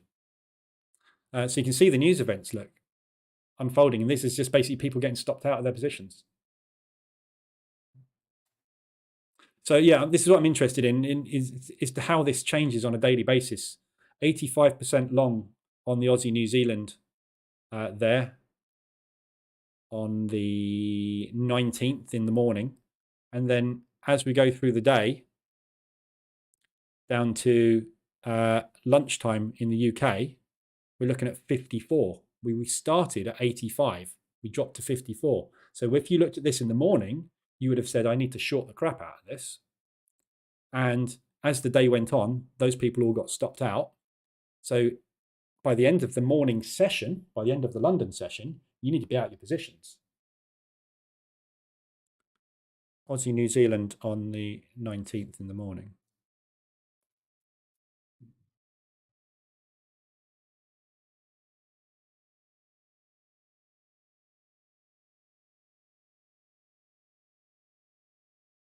There. So pop. So that's 7 in the morning. So this is where you needed to be short here. As the morning went on, we got down to here, you needed to be out of your shorts because they'd all been stopped out. They were all long. They all got stopped out here.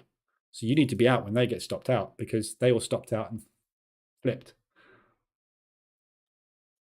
So yeah, it's really interesting. This is why I want to build this database up. But I think hourly is too much. There's too many plots, too much data. This thing's going to get huge very, very quick. So I want to kind of plot this from a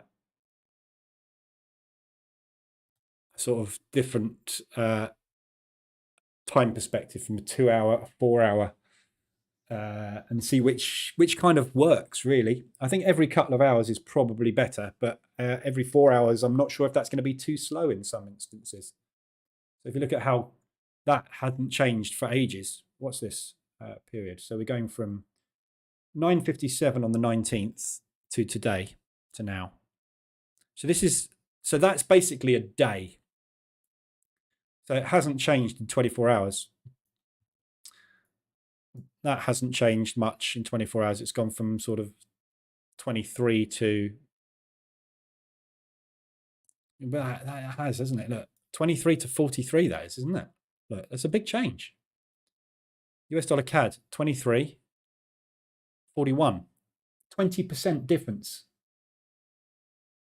So that's the difference between being a strong, for us, a strong sell to no edge in a day. But in a 4 hour period, 1, 2, 3, 4, it moved from 23 to 30. So yeah, this is what I'm using this data for. I want to see how often I need to report this. I mean, look at that massive drop there.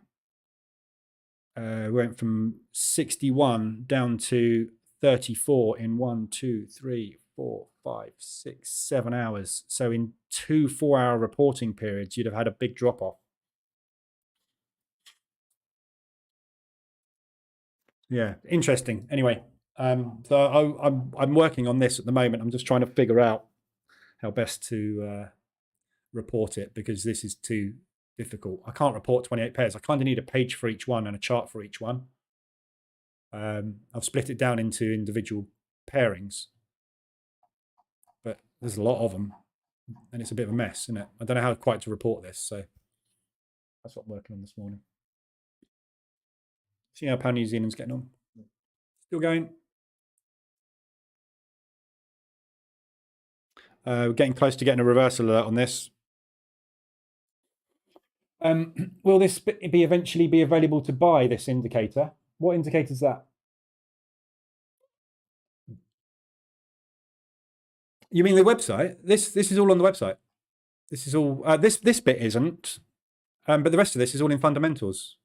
So just go. This is all on the website. Go to the marketstructuretrader.com, and all of this stuff is all on the website. It's all free. I put it together because I use it myself. I probably could charge for it. How much do you want to pay?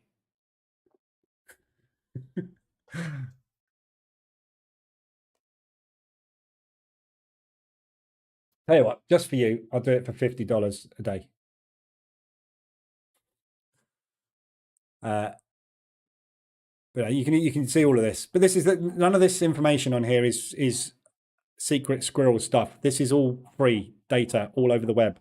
Yeah, all the information I post on here is just taken from data you can get anywhere. Yeah, so the PPI figures and things, it's all in here. Look, I don't get it from here, but I get it from the horse's mouth. I get it direct from the Bureau of Labour Statistics. I don't actually get PPI, but if I did get PPI, I go and get the data direct from the source.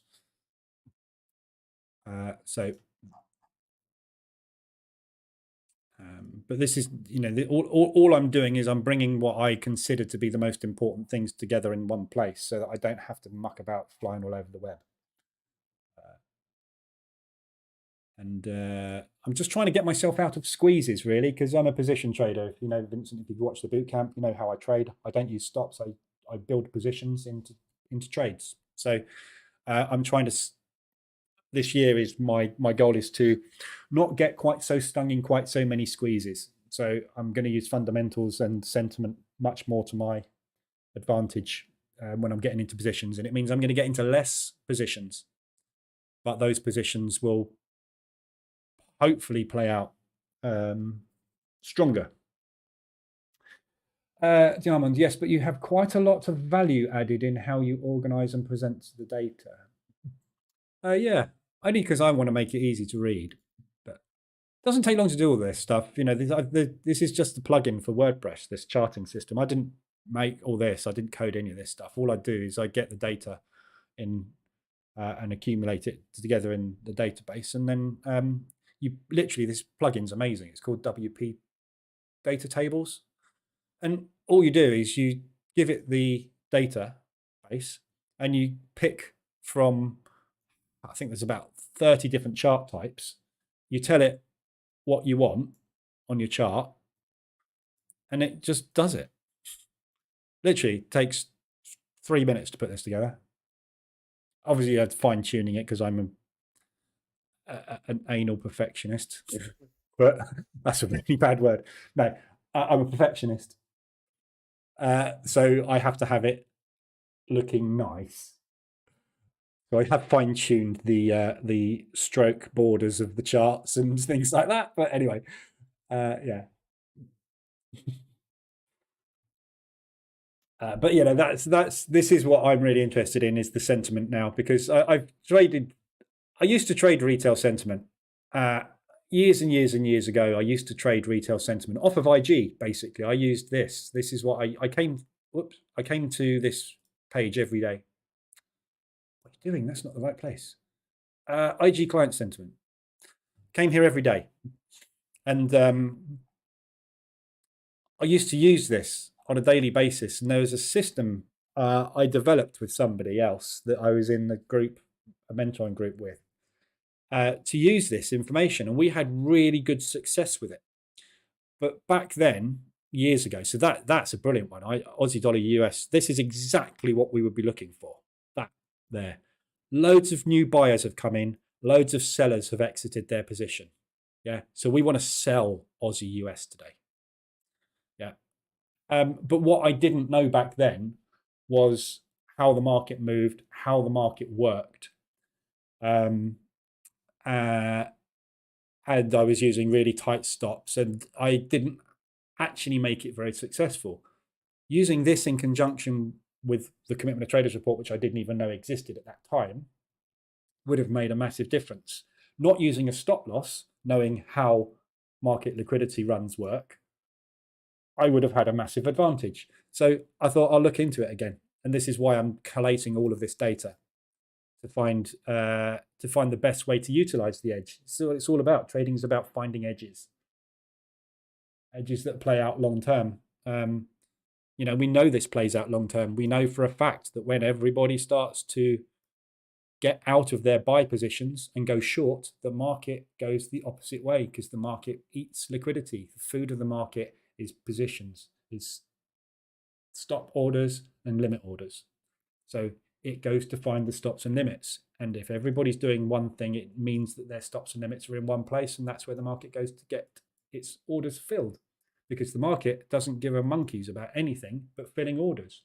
If Microsoft say, I've got $2 million worth of US dollar transactions to make today, you need to go and find some fills for them. And if there's not $2 million worth of sells, you'd better go find them. They sit there in order.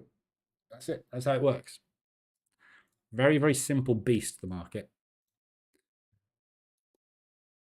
Don't tell us how easy it is. Takes the magic out of it.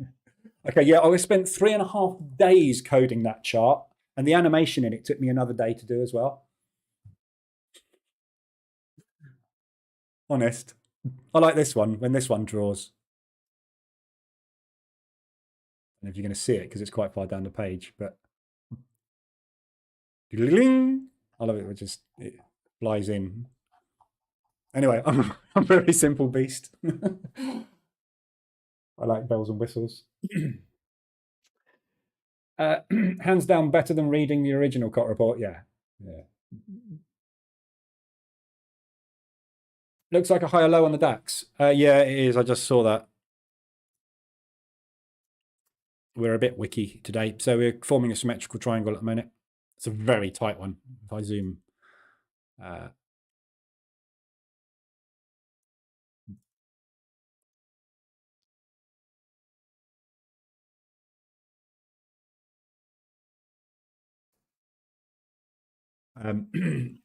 So this is a bearish symmetrical triangle. So we would expect a break of the downside to be stronger than a break to the upside. But yeah, it's directionless this morning. But you know, this is the 15, isn't it? 15-minute candle. So what we've done this morning is basically the next 15-minute candle has been that. The next 15-minute candle has been a bull candle with a wick on the top. The next 15-minute candle has been a bear candle. Probably be much easier than me hand drawing it, wouldn't it, to actually have a look at the 15-minute chart. Right, so it's your 15-minute open. There's your candle with a long wick. There's your bull candle. There's your little candle. There's your bear candle. Now we're inside bar. So this is an inside bar. We've got 5 minutes left on this inside bar. So if this closes an inside bar, it forms a symmetrical triangle. And when this breaks, we'll have an aggressive move either way, because we will need to put in either a higher high or a lower low, which means we'll need to break. I don't know which way. No one does. But the downside is looking better, obviously. High, low, lower high. So what we're doing at the moment is still potentially market structure looking for that lower low. Bear out of the propulsion gap. Don't forget, the reason we're moving down at the moment is because the sellers that started the move have added to their positions, and the sellers that pushed that have added to their positions. So when we break this low, there'll be limit orders ready to trigger there. The question is, have we got more sellers when we hit these limits, or are these limits stronger than the selling pressure today? That will make the decision as to whether we pull back inside the range or break out. Again, this is the mechanics of the market. Is there more people doing that than that? That is the only thing that decides whether or not that market goes up or down today. Nothing. There's no voodoo in it. It's a case of, if I got $1 billion long and you've got $500 million short, in which case then we're staying up here. If I've got $1 billion short and you've only got $500 million long, we're breaking out. That's it. It's that simple. This is why you can't predict it. It's an unpredictable thing, because unless you know the bloke in the bank that's making the moves at the moment and the bloke in the other bank that's making moves the other way, you've got no way of telling who's got the biggest pot of cash. But your advantage is to get on board with the guy that seems like he's got the biggest pot of cash at the moment, which is this bloke. Because you can see his orders. You can see this guy's orders. That's the only one he's got at the moment. It's the only propulsion move he's actually managed to get in the market today. Here. Should really colour this, shouldn't I? So that, oh, wrong one.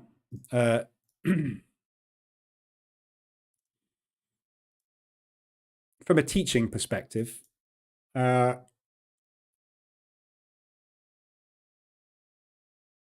Misty Rose. I don't know if that's a bull or a bear, though. Bear, that's right, yeah.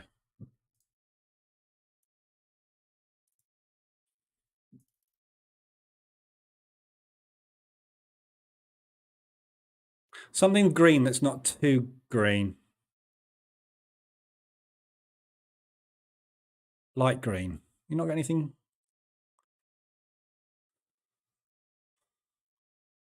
It's probably going to be too...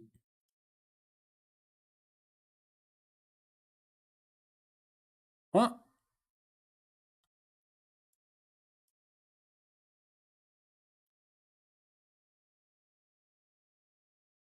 Why is that one not green then? That one should be green as well. I'm going to have to build my own of these, and this doesn't do it. Anyway, I don't really want to do that. So, screw it. Put it back to where it was. You get the point.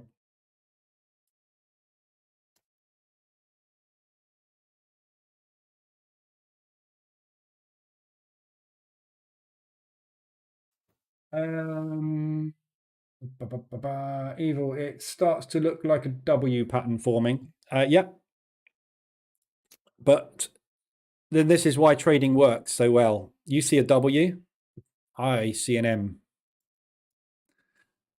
This is why trading works, isn't it? Yeah.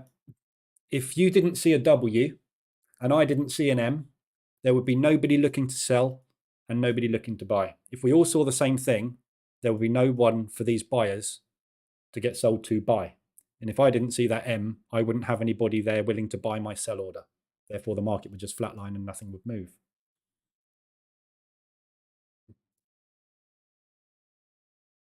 I see two M's. You've only got one W. I win. We'll see. Brian, Bob Ross would be proud. Happy little candlesticks, yeah. Bob Ross. I wish I'd have discovered him in my 20s. He would have been really good to watch. You know what I mean?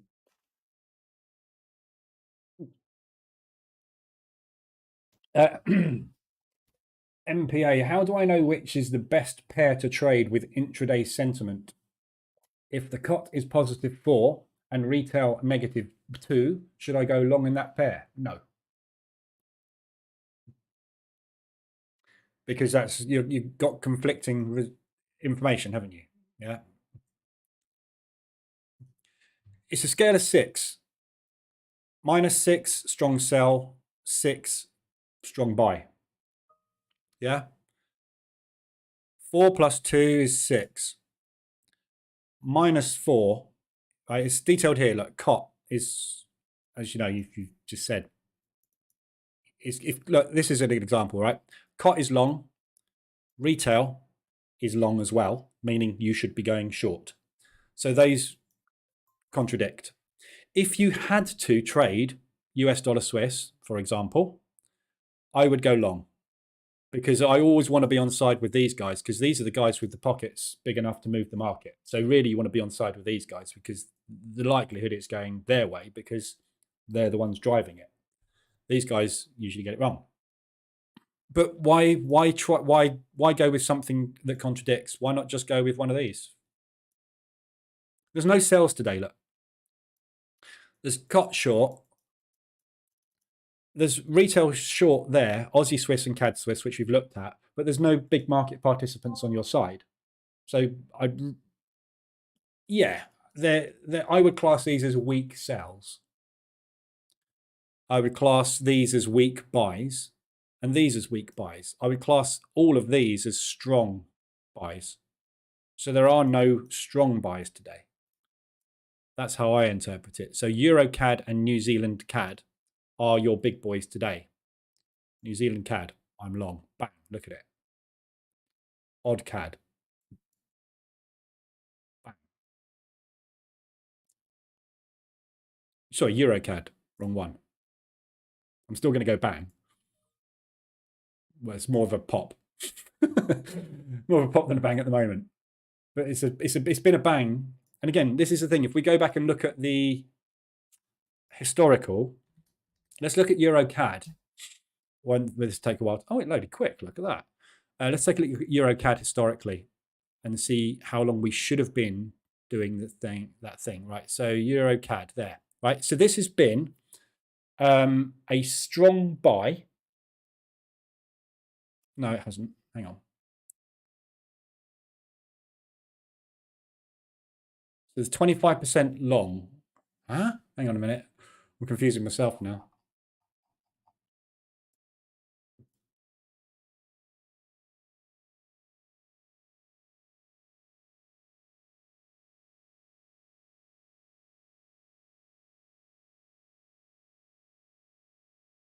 They're all selling it, so we want to be buying it. Yeah, right. That's right. Yeah. So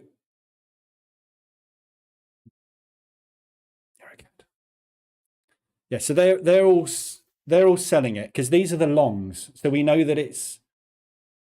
See, this is the thing. I'm only plotting the longs here. It makes it more difficult. You have to get your head around it. Everybody's long. So everybody's been long on this since the 18th of January when I started logging this in the morning. The 18th of January in the morning, the entire market has been long on this. 18th of January in the morning, the entire market has been long this. Sorry, short this, short. 25% of the market has been longing it. So the market is shorting it. Yeah. The market is doing the opposite to what these guys are doing. Dax is popping again. Still stuck within 15-minute inside bar, but it's not going anywhere, is it? So yeah, so this is why I'm getting all this historical data together, because that's the thing that's interesting is how long has it been like this and how long has it been going in the opposite direction? And this is why, if you're going to trade, and I said this yesterday, if someone wants to stick a gun to your head right now, gun to my head right now and say, I want you to make me money in the next 3 days. I don't care if it's $1 or $1,000. But if you make me a lot in the next 3 days, I'm going to shoot you. I would come to this chart and whatever was a 6 or a -6, I would basically just hit the buy button or hit the sell button. And I can pretty much guarantee within 99% certainty, I wouldn't make a loss. I don't know that I would make a profit because I'm not in control of when the market is going to do what it's going to do. But I know for a fact that these guys are all trying to go that way and these guys are all doing this, which means it's going to go that way because these guys have got to go and find their orders. So this isn't really a timing tool. The same as COT is not a timing tool. And I put this on the COT. This is not a timing tool. This is a sentiment tool. This tells you the positioning currently last week of the big institutions. It doesn't tell you that this is going to go down. It tells you that they are positioned short. Now, they might want it to go down sometime in the next 3 months or the next 4 weeks, whatever. But what it tells you is that's where they're going. So I really want to be on their side. Now, I might get into it, and this is exactly what I'm doing from position trading. Yeah, this is why I position trade. This is why I took all these position trades. Sure. What have I got out of a couple of Euro Swiss? Yeah, this is how I trade. I'm longing Euro Swiss because sentiment is the wrong way. COT is pointing me that way. Sentiment is telling me to get in that way. Fundamentals are telling me to get in that way. I got in there. I was totally wrong. I got in there. I was totally wrong. I got in here. Now I'm starting to be right. Why am I starting to be right? Because I've got fundamentals, COT, and sentiment on my side. What I can't do is time my entry. I was out by 4 days, and I'm still out. I'm at break. I'm just above break even. But that's what you use it for. You use it to give you a directional bias, and that directional bias 90% of the time will line up with the 24 and the 72 moving average as well. So if you don't want to use fundamental sentiment and everything else, use these. because these tell you where the institutions have been going. And that's all COT tells me. COT tells me the institutions last week were doing this. What they're doing today, as of Tuesday's reporting date, I don't know. But what we can see is sentiment changing on a daily basis, hour by hour now. Well, I can, you can't yet. Which, here, there's a really good example here. Euro New Zealand. We had 68% of market participants long at 4 o'clock in the morning on the 19th. By the time we got down to lunchtime, 1 o'clock, there were only 26%. So we dropped from 68 to 26. That's almost a 50% drop in positions. So these guys all got stopped out on Euro New Zealand. So if you look at Euro New Zealand on the 19th, there'll be a big move, I'd imagine.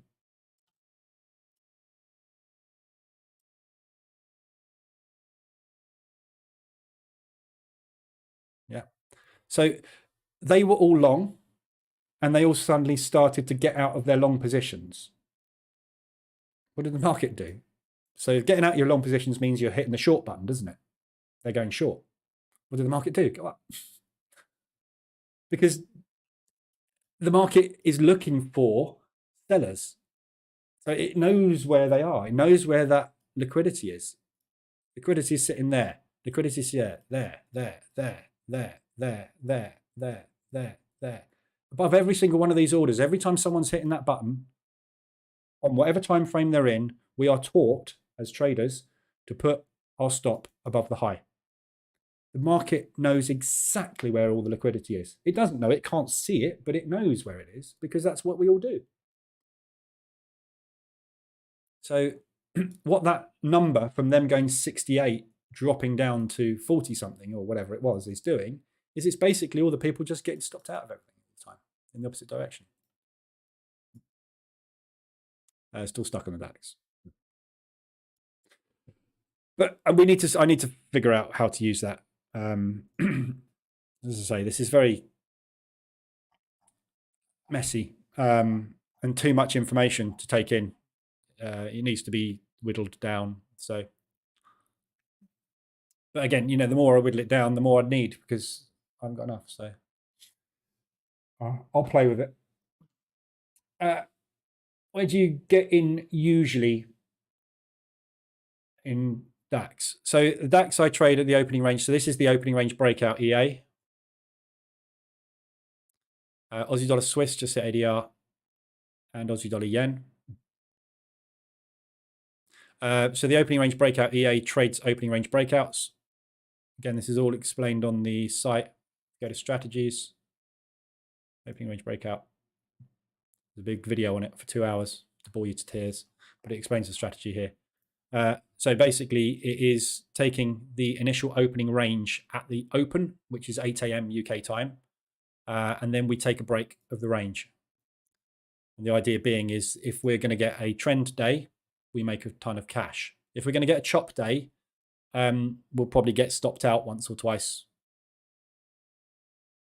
So, if I get stopped out on that, and then the market decides to fly out the highs, then I'll go long.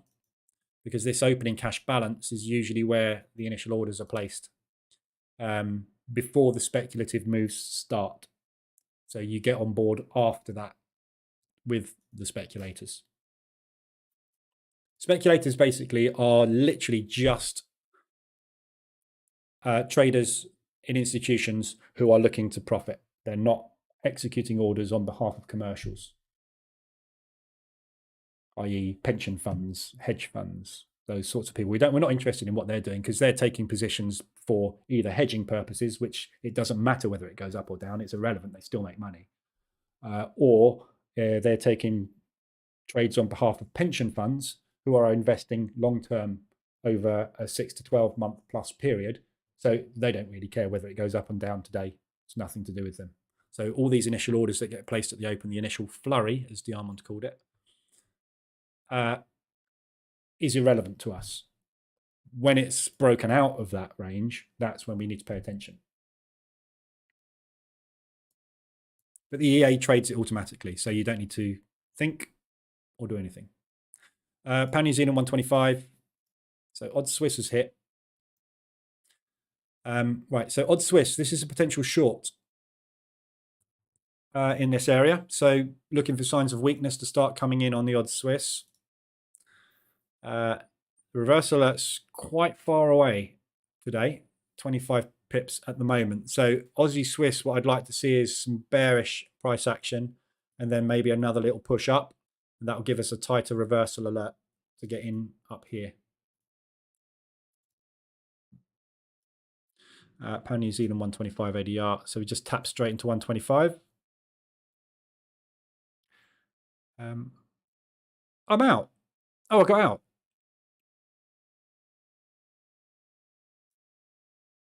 Yeah, I got out.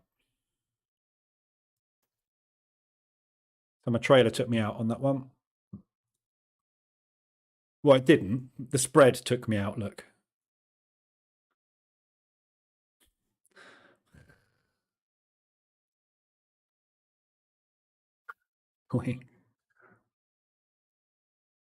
I sounded like a creature from Avatar then.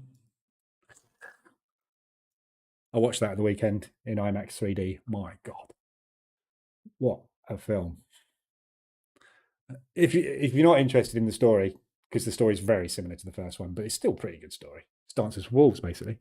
But my God, the visuals, unbelievable. How technology's moved on in the last 10 years. That just immersed. Three hours of my life. I could have told me it was 10 minutes long.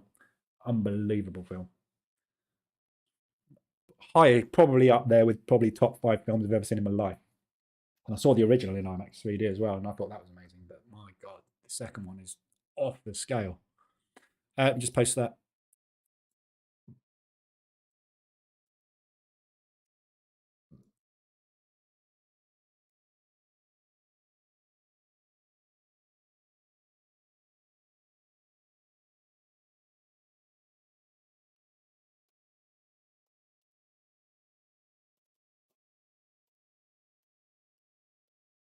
You're holding to.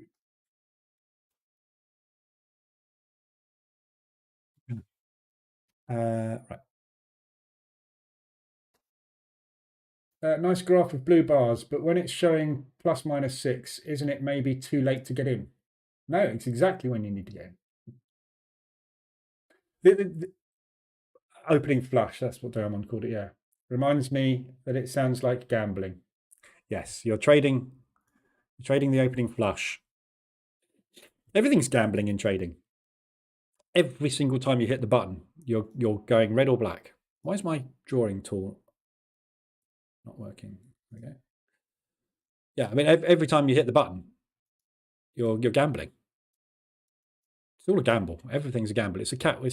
Gambling is a calculated risk, isn't it? And trading is a calculated risk. I call gambling people that go in with 2% short with a 10 pip stop. And then when it goes their way, they add every 5 pips. And then it moves down to here, and you see a screenshot going, woohoo, 34% increase on my account. That's gambling. Try replicating that for a year and come back and tell me you're a trader. What was I just going to talk about? Yeah, so basically this bit only changes on a weekly basis. And very little. So the COT report will only change by, I mean, the maximum really is about 5%. But usually you'll see the COT report fluctuate 2 to 3% at a time because these are long-term positions in the futures market. So these are 4 to 12 week positions. So these don't change very often. This is where's the big money going? Where's the big money headed? The big money is headed in a direction based on the fundamentals. So we don't need to fully understand everything about fundamentals and scorecarding, but that's what the institutions use. So my dumbed down version of a scorecard is they're using the same thing, but their scorecard will have 20, 30, 40 elements to it with weightings. Mine's got 8.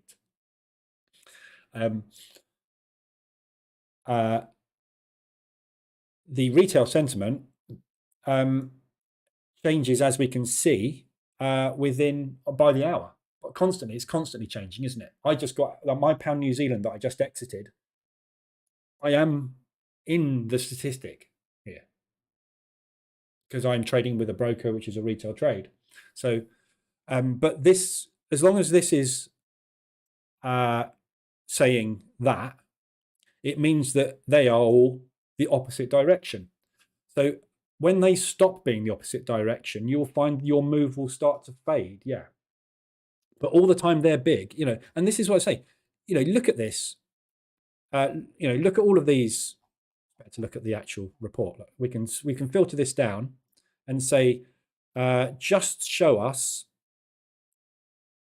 everything that is a plus or a -2, which gives us just the strong buys and sells, right? So if you're worried, look at the biggest possibles. Yeah. Because we know in the last hour, 97% of the market is long on CAD Swiss. 97% of them are long on CAD Swiss, right? So we've got to be short in CAD Swiss, right? Which is why I said, why I'm looking at it thinking, right, where should we get in? So we know for a fact that they are all long on this. So we know for a fact that this is where all of their liquidity at the moment is sitting. So the banks at some point are going to start a move in that direction. What we don't know is when. So what your job is to look at where shall I get in? Now, if you open up your chart after looking at that and you find the thing's done this, right, you've missed it. So unlucky. You missed it. Look for a pullback. And when it pulls back, check the chart again and make sure it's still saying you need to go short on it. It might not be by then because they might all be out. But right now, my job is to look for areas to get into this. So I highlighted that and I highlighted that. There's also these areas up here. So I'm thinking, right, next reversal alert on M5, which is going to be here, is a short. Why? Because I think they are going to come and grab everybody that is long. They're all long, right? The market's job is to take liquidity out of the market and execute orders on behalf of its clients. So if all the money they need to execute the client's orders, and the clients don't care whether they get their order executed here or here. The clients have asked for an order to be executed. The bank's job is to execute the order. Whether they get that price or that price is irrelevant when you're talking about a $20 million transaction. $7.5 trillion a day go through this market. All their job is just get the bloody orders filled. I don't care. That's it. That's their job. So they need to find liquidity. That's what they're doing. So all we know is if they're going to use and this is the if, they're going to use retail liquidity today to do that. And there are a lot of big players in retail. There's people like Tom Hugard, for example. He trades with 100K, 200K, a million, whatever. He's a retail trader. Yeah. And he has stops in the market and he gets stopped out. So do a lot of other traders out there. Anyone you see on YouTube trading live, if you see anybody trading live on YouTube, they're all retail traders. All got liquidity in the market and they will all get stopped out at some point. But they are probably in the 15% that make money rather than the 85% that don't. So all we're looking for with that data is I want to get in short. Where shall I get in? That's it. You decide and use reversal alerts, use ADR and price action. So you might say, I'm not going to use the reversal alert indicator. I'm going to use price action. So next time we get bearish engulfing, that's a price action candlestick pattern there. Those three candles right now is price action short signal. Why? Because we had a bull candle with a higher high and a higher low, followed by a lower high and a lower low that broke the previous. That's what's called a fractal. And if you put the fractal indicator on there, you'll see it will draw a little arrow at the top. That's a price action short.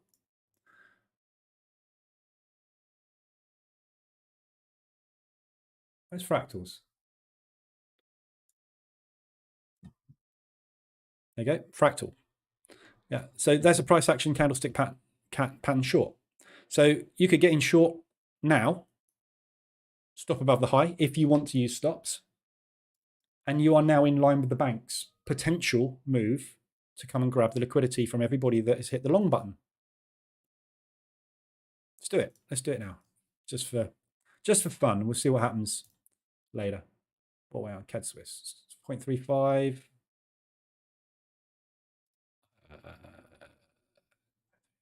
Should be all right. I'm not going to put a stupid stop on it though. I'm not going to become a target for the banks. So for me personally, that is a very, very safe stop, because there's a 12% chance of the market getting there beyond that level. We've got a propulsion gap in the way. We've got a resistance in the way. And we're sitting in an accumulation where we'll probably find some selling may start. So that's a pretty good trade. And I'll get out somewhere down here. This is like, you know, what I said earlier. If someone put a gun to my head right now and said, you have got to make money in the next 24 hours, I would short that, because the entire market is long and 83% of the time they're wrong. So we'll see how that plays out. I'll leave that in place. And don't, you know, I'm not looking to make a fortune. I'm looking to make a profit. The worst thing that could possibly happen now is the Chairman Jordan of the Swiss National Bank comes out and says, you know all that stuff I said the morning, that was a massive understatement. We're screwed. And this thing goes like that. The worst possible case scenario, I'm going to lose $193 on a 100K account. That's how you use it. But you need a signal, yeah? So again, all intraday sentiment is a condition indicator. It's not a timing tool. The same as RSI is a condition indicator. ADR is a condition indicator. My signal indicator is the market reversal alerts indicator. That signals structure breaks. Structure breaks, when they hold, become market structure shorts, which is why I use it. But I would use it on intraday. I would always use M5. So your entry, let's do that as well. Yeah, that is what I would take as a signal. Nor ordinarily, but a price action signal, you've just had one. You could use a bearish engulfing. You could use a shooting star. You could use anything you like if you're trading price action. But price action obviously is, yeah, so look at this one here. You had a fractal here. Push. That should really have been like that. That's what I would class as a 3-bar reversal, but that happened over 4. So that would be a short. But price action candlestick patterns on the 5-minute time frame are algorithmic chop. This is bank algorithm movement. So you are trading chop. You're trading noise. And this is what I always say when people say to me, can I use the indicator to scalp on M1? Only if you're nuts and suicidal, because you're literally trading order by order, the bank's executing trillions of dollars of transactions. There's nothing in here that could ever indicate a direction. Little bit better. M15 is really where you start getting to, okay, well, we might get some serious signals that will hold. If you want to make serious money, you start at the hourly, because you're cutting all of the chop out. On M1, in this candlestick, so far, this is bullish price action, yeah? M1, you've had short signals, shorts signals, short signals, and you're going like, oh, wow, look at this. Market structure shifted to the downside. Bang, dead. Short, bang, dead. Short, bang, dead. Probably wouldn't have taken that one. Short, bang, dead. Short, maybe, don't know. We're in. But this is M1. You've had 4 or 5 instances to get killed. M5, you've had 1. This is your second instance to get killed. M15, no one's told you to go short yet. H1, you're buying it. Yeah, the difference between timeframes is huge, which is why there's a massive part in the bootcamp on YouTube about multi-time frame analysis and picking the time frame that suits you as a trader, because it makes, you've got to pick your time frame. If you don't know your time frame, you don't know the strategy that you can use. But what I'm expecting this to do, and as I say, I've got to try and pick a level, and that's what retail is doing all the time, isn't it? Retail is trying to time the market. You can't time something that is random and irrational and driven by institutions. You can't time it. You can get in when you think something looks pretty good, but most of the time you're going to be wrong. And you're going to be sitting in some drawdown waiting for the market to go your way, which is what position trading is. But that's how you can use sentiment on your Aussie dollar Swiss is exactly the same. It's a huge short at the moment. But it's going up, you know, and this is it. If it's going up, fantastic, let it go. The further up it goes, what happens? The more stretched it gets. What happens when we get elastic band theory? The snap is faster. So yeah, let this thing go. Let this thing hit 150 ADR. When it hits 150 ADR, the chances of my trade working out for me are way better. My edge is larger, the snapback is faster, and I know the institutions are on my side. But I need a signal. Wait, and if you know, and this is the difference between aggressive traders, and this is so many people send me messages on MQL5 and in Telegram saying this has changed their life, this indicator, and it's such a simple thing. It's not complicated in any way, shape, or form.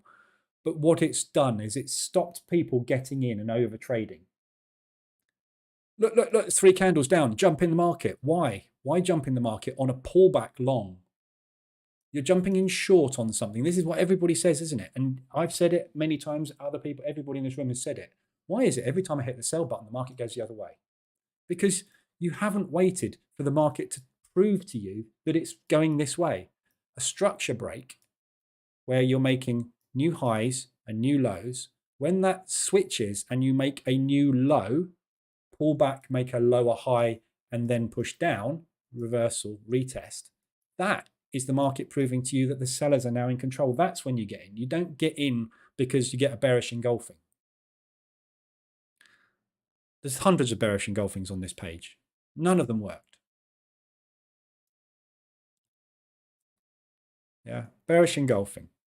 That was not bearish engulfing. Maybe. If you look at that on a 15-minute chart, no, that's an inside bar. Shooting star, failed. Bearish engulfing, failed. 3-bar reversal, fractal, really good signal. But not confirmed yet because we haven't broken structure. And as soon as we break structure, we're running into a propulsion gap where there's going to be buyers. So what's going to happen after we break structure? We're going to get pushed back. Then, is there enough people that started this there to push past the buyers in this section? If so, we get our market structure break, retest, confirmation, high, low, lower high, lower low. That's what this does. So if you're looking to get in, right, you could basically go on here, pick these up, open up your VPS, open up CAD Swiss. I'm going to do it.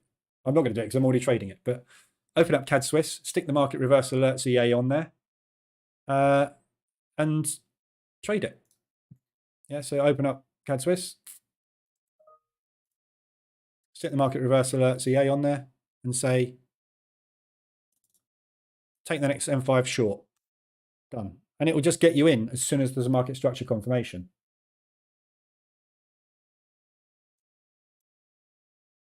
But in line with this. But even better if you had these guys on your side, which with these ones you haven't. So that's what I mean. Maybe I'll classify these then on the website. Maybe what I should do is go, oh, that's going to be complicated. But a 4 pot is a weak buy. It's a bit better buy. That's a really strong buy, isn't it? I mean, you can see it. I mean, I don't need to really do that, do I? Yeah. 6, not a 6. 5, better than a 4. This is why I've ordered it this way, because it should be obvious, shouldn't it? But one thing I've learnt running a Telegram channel is what I think is obvious. Other people struggle with obvious. Which is why Google was invented. Did it explain the obvious? Really good live room. This is the second time I jumped and it's very educational. Can you tell us more about your background? It's all in the Boocamp, Sancho. Go and watch the Boocamp. But I'm a programmer by trade. Started trading 15 years ago in stocks. Didn't get on with stocks, moved over to Forex, gave up 2 or 3 times, came back into stocks, switched over to Forex again, started scalping.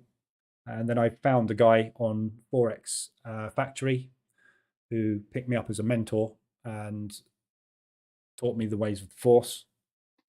Now I'm a Jedi. But yeah, basically just found someone that, like me, that got it and explained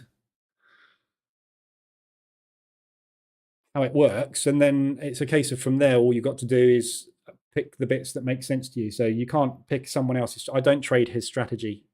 His strategy I became a break even with, but it wasn't for me. So I went off and found other strategies that seemed to partially work. They didn't work, so I moved on. That's the system hopping part that everybody goes through. And what I did after I'd system hopped from his mentoring, I system hopped 2 or 3 times. And then I suddenly went, hang on a minute, what if I took that bit, and that bit from those 3 systems and combined them? That all made sense. And that's what I did. And that's how I trade now. It's a combination of different strategies that I've found over the years, just fine-tuned to me.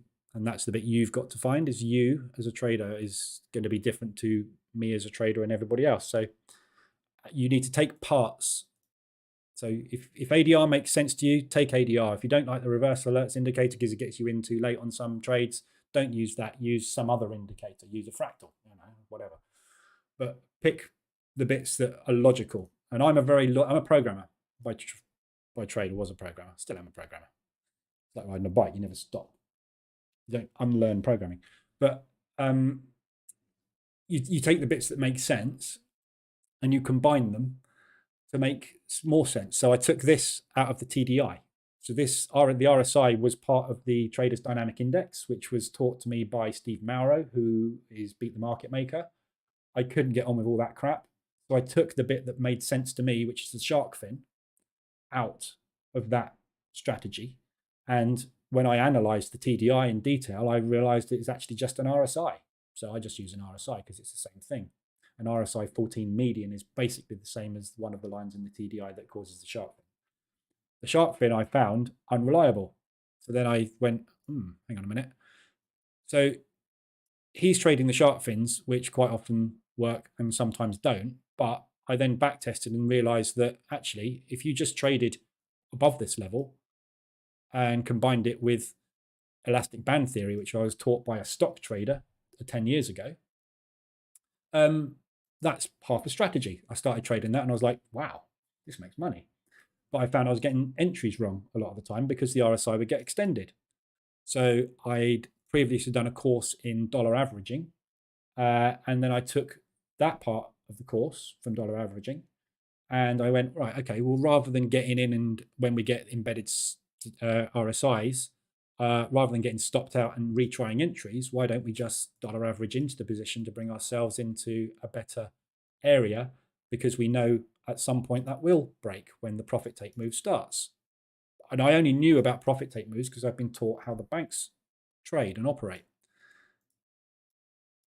All of a sudden, that started happening. And I was like, I don't lose. And that's how I started position trading. But this is market structure. That's all this indicator is. It's very similar to something that ICT teaches. I don't really know because I don't really get it. I have to be honest. But market structure is not anything untoward. I learned about market structure again in stock trading, and all market structure is a structure of highs and lows, and that's something that's been around forever. And that was taught to me by a stock trader. I just ignored it at the time because I was looking for the Holy Grail and it didn't exist. So I got rid of that. But I combined all of these bits together. So market structure combined with relative strength, combined with average movement, combined with the realization that you're never going to get the entry right, gives me position trading. And that's what I teach in the bootcamp. Coupled with drawdown control for when you get it really wrong. But hopefully, if you're staying in line with bias, COT, and sentiment, you shouldn't get squeezed very often, which means drawdown control becomes less important. So if I get to 4 positions, something's gone wrong. That's when I'll start to do drawdown control.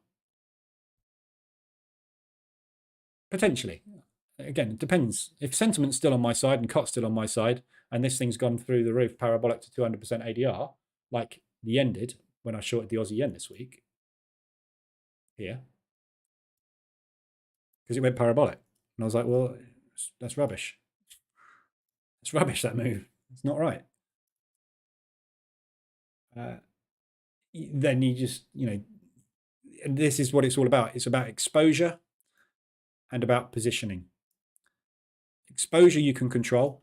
When you get into the market, you can control. Whether you're right or wrong when you get into the market is totally out of your control.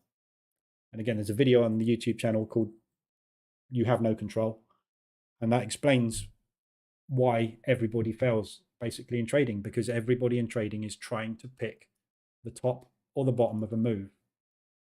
And you can't, because you're not in control of that part. So if you stop trying to do that part, you will suddenly become profitable overnight. And everybody that does position trading bootcamp, that comes in the Telegram group, that actually does what's in the bootcamp goes, I've had my first profitable month. The amount of people that say they've had their first profitable month is unbelievable. And it's because you just remove the part that makes you unprofitable, which is your stop loss. You stop putting, and everything I've gone on about this morning is talking about how the market works and how they hunt liquidity levels. Yeah. Remove your liquidity. It's like being a fox, right? And you're in a fox hunt and there's a load of dogs chasing you. If you can make yourself invisible, remove yourself from that equation where you're going to get eaten, you won't get eaten. Simple as that. It's really, really simple. And there is not one bank or institution in the world that uses a stop loss like this. And do the banks and institutions make money? Yeah. So why are you doing the opposite to the banks and institutions? Ask yourself the question. If you ask yourself the question long enough, 4 years' time, you'll come back and watch this video or the bootcamp again and you'll go, Christ, he was right. And the bootcamp video is what I wish I'd have known on day one when I first opened a chart. If I'd have listened, if I'd have known what I know now when I first opened a chart and I've just followed what that video said, I would never have blown as many accounts as I've blown. But you don't know it then because you're looking for the Holy Grail, aren't you? Same as me. I was looking for the Holy Grail for many years. It takes you 5 years to stop, I think, on average. I think 4 to 5 years is when people go, actually, yeah, right. Either I'm crap and I can't do it. And this is the other thing about trading. There's no other job in the world where you can get qualified in something and fail over and over again. If you become a qualified pilot and crash the plane, game over. If you become a qualified surgeon and cut someone's head open and accidentally stab their brain, game over.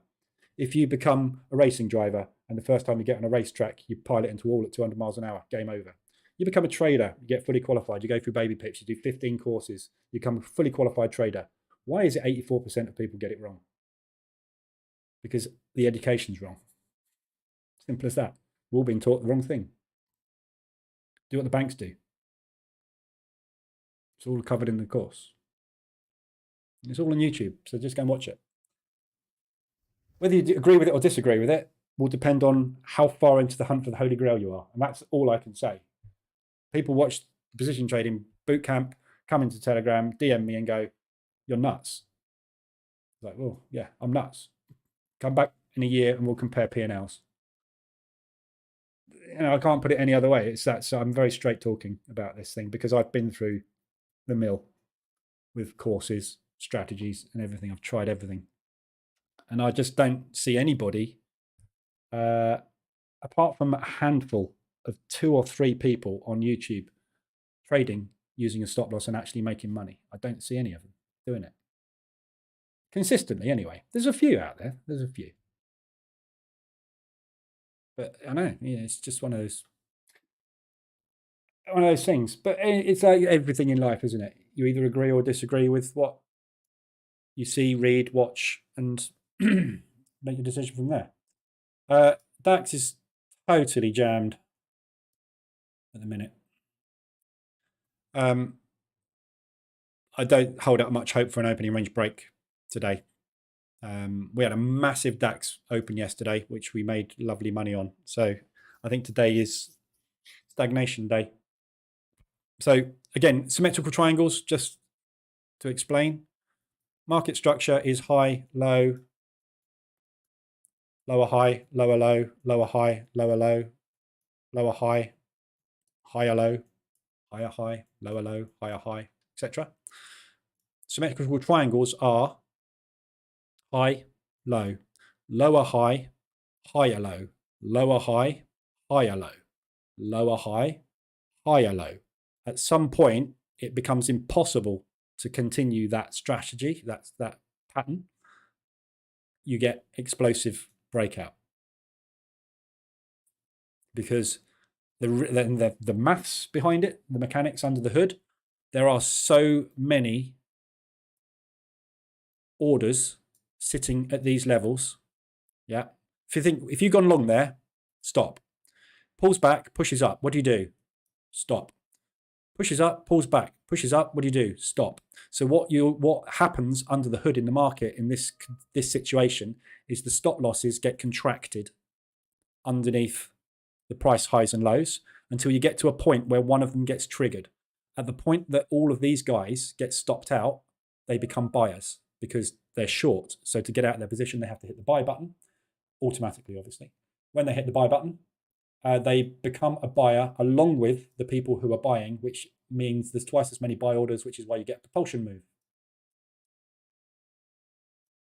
That's why symmetrical triangles virtually all the time have an explosive move after the contraction, which is why they work.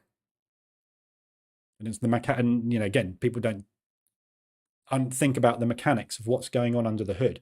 Oh, it broke. Why did it break? Because everybody was unsure about the situation because they haven't gone anywhere. So I'm going to reduce my risk by pulling my orders down. And at some point, one of those levels of limits will get triggered, and those limits will become opposite direction orders.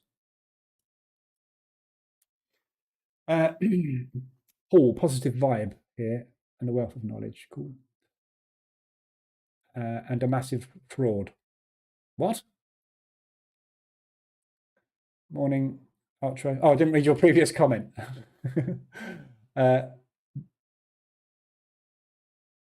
Can we set up EA to receive alert when the condition is met? ADR extends to 150 and reversal EA on 15-minute. Yeah, you can, Shroud, yeah. If you put the market reversal alerts EA into alert mode, it's in trading mode as by default, obviously, because it's designed to trade. But if you put it in alert mode, instead of taking the trade, all that happens is the on trade function turns to on alert. That's all that happens. So it just alerts you instead of that. So you can set it up to do that. But my question would be why? There's no point. Might as well just use the indicator because the indicator's got alerts built in.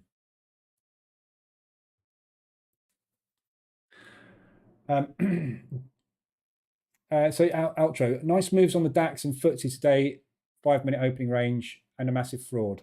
I don't know what you mean by massive fraud.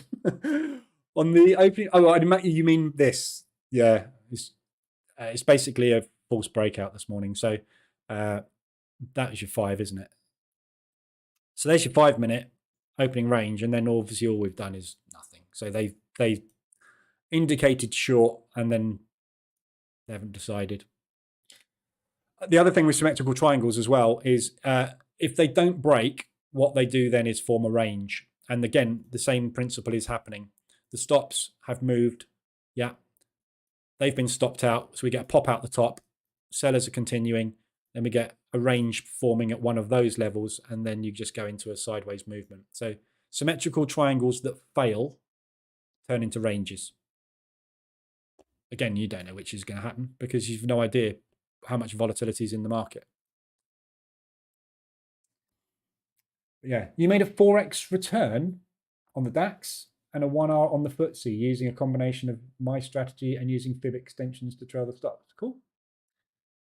Again, exactly what I was saying a minute ago. Outro is using the opening range breakout strategy with something else, and he's made himself something else that's good. And, you know, take bits. Always take bits of strategies, bits of education, and take the bits that make sense to you, because no one's going to be the same. Also notice if you trade the S&P with the same range as the DAX, that would have made money too. Well, yeah, the S&P is always going to move with the DAX, and all the indices move together. S&P is actually doing a lot better this morning, look. And the Dow and the Nasdaq. It's interesting, unusual. So we've actually made 3 lows and only 1 in the DAX. That's unusual. You don't usually see that. You trade these in the afternoon rather than the morning, but still no direction. Thanks a lot today. Me as a noob, I'm learning a lot. Cool. Why is there a van backing into my drive?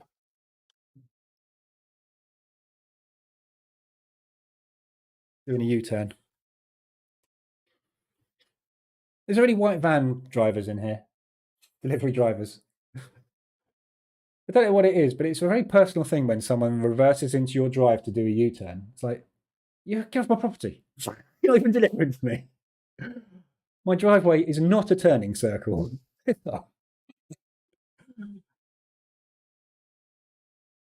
Because he's got a long wheelbase for transit, so he obviously he can't do a U-turn on the road. He's got to use some other, usually the pavement, and they crack all the pavement up.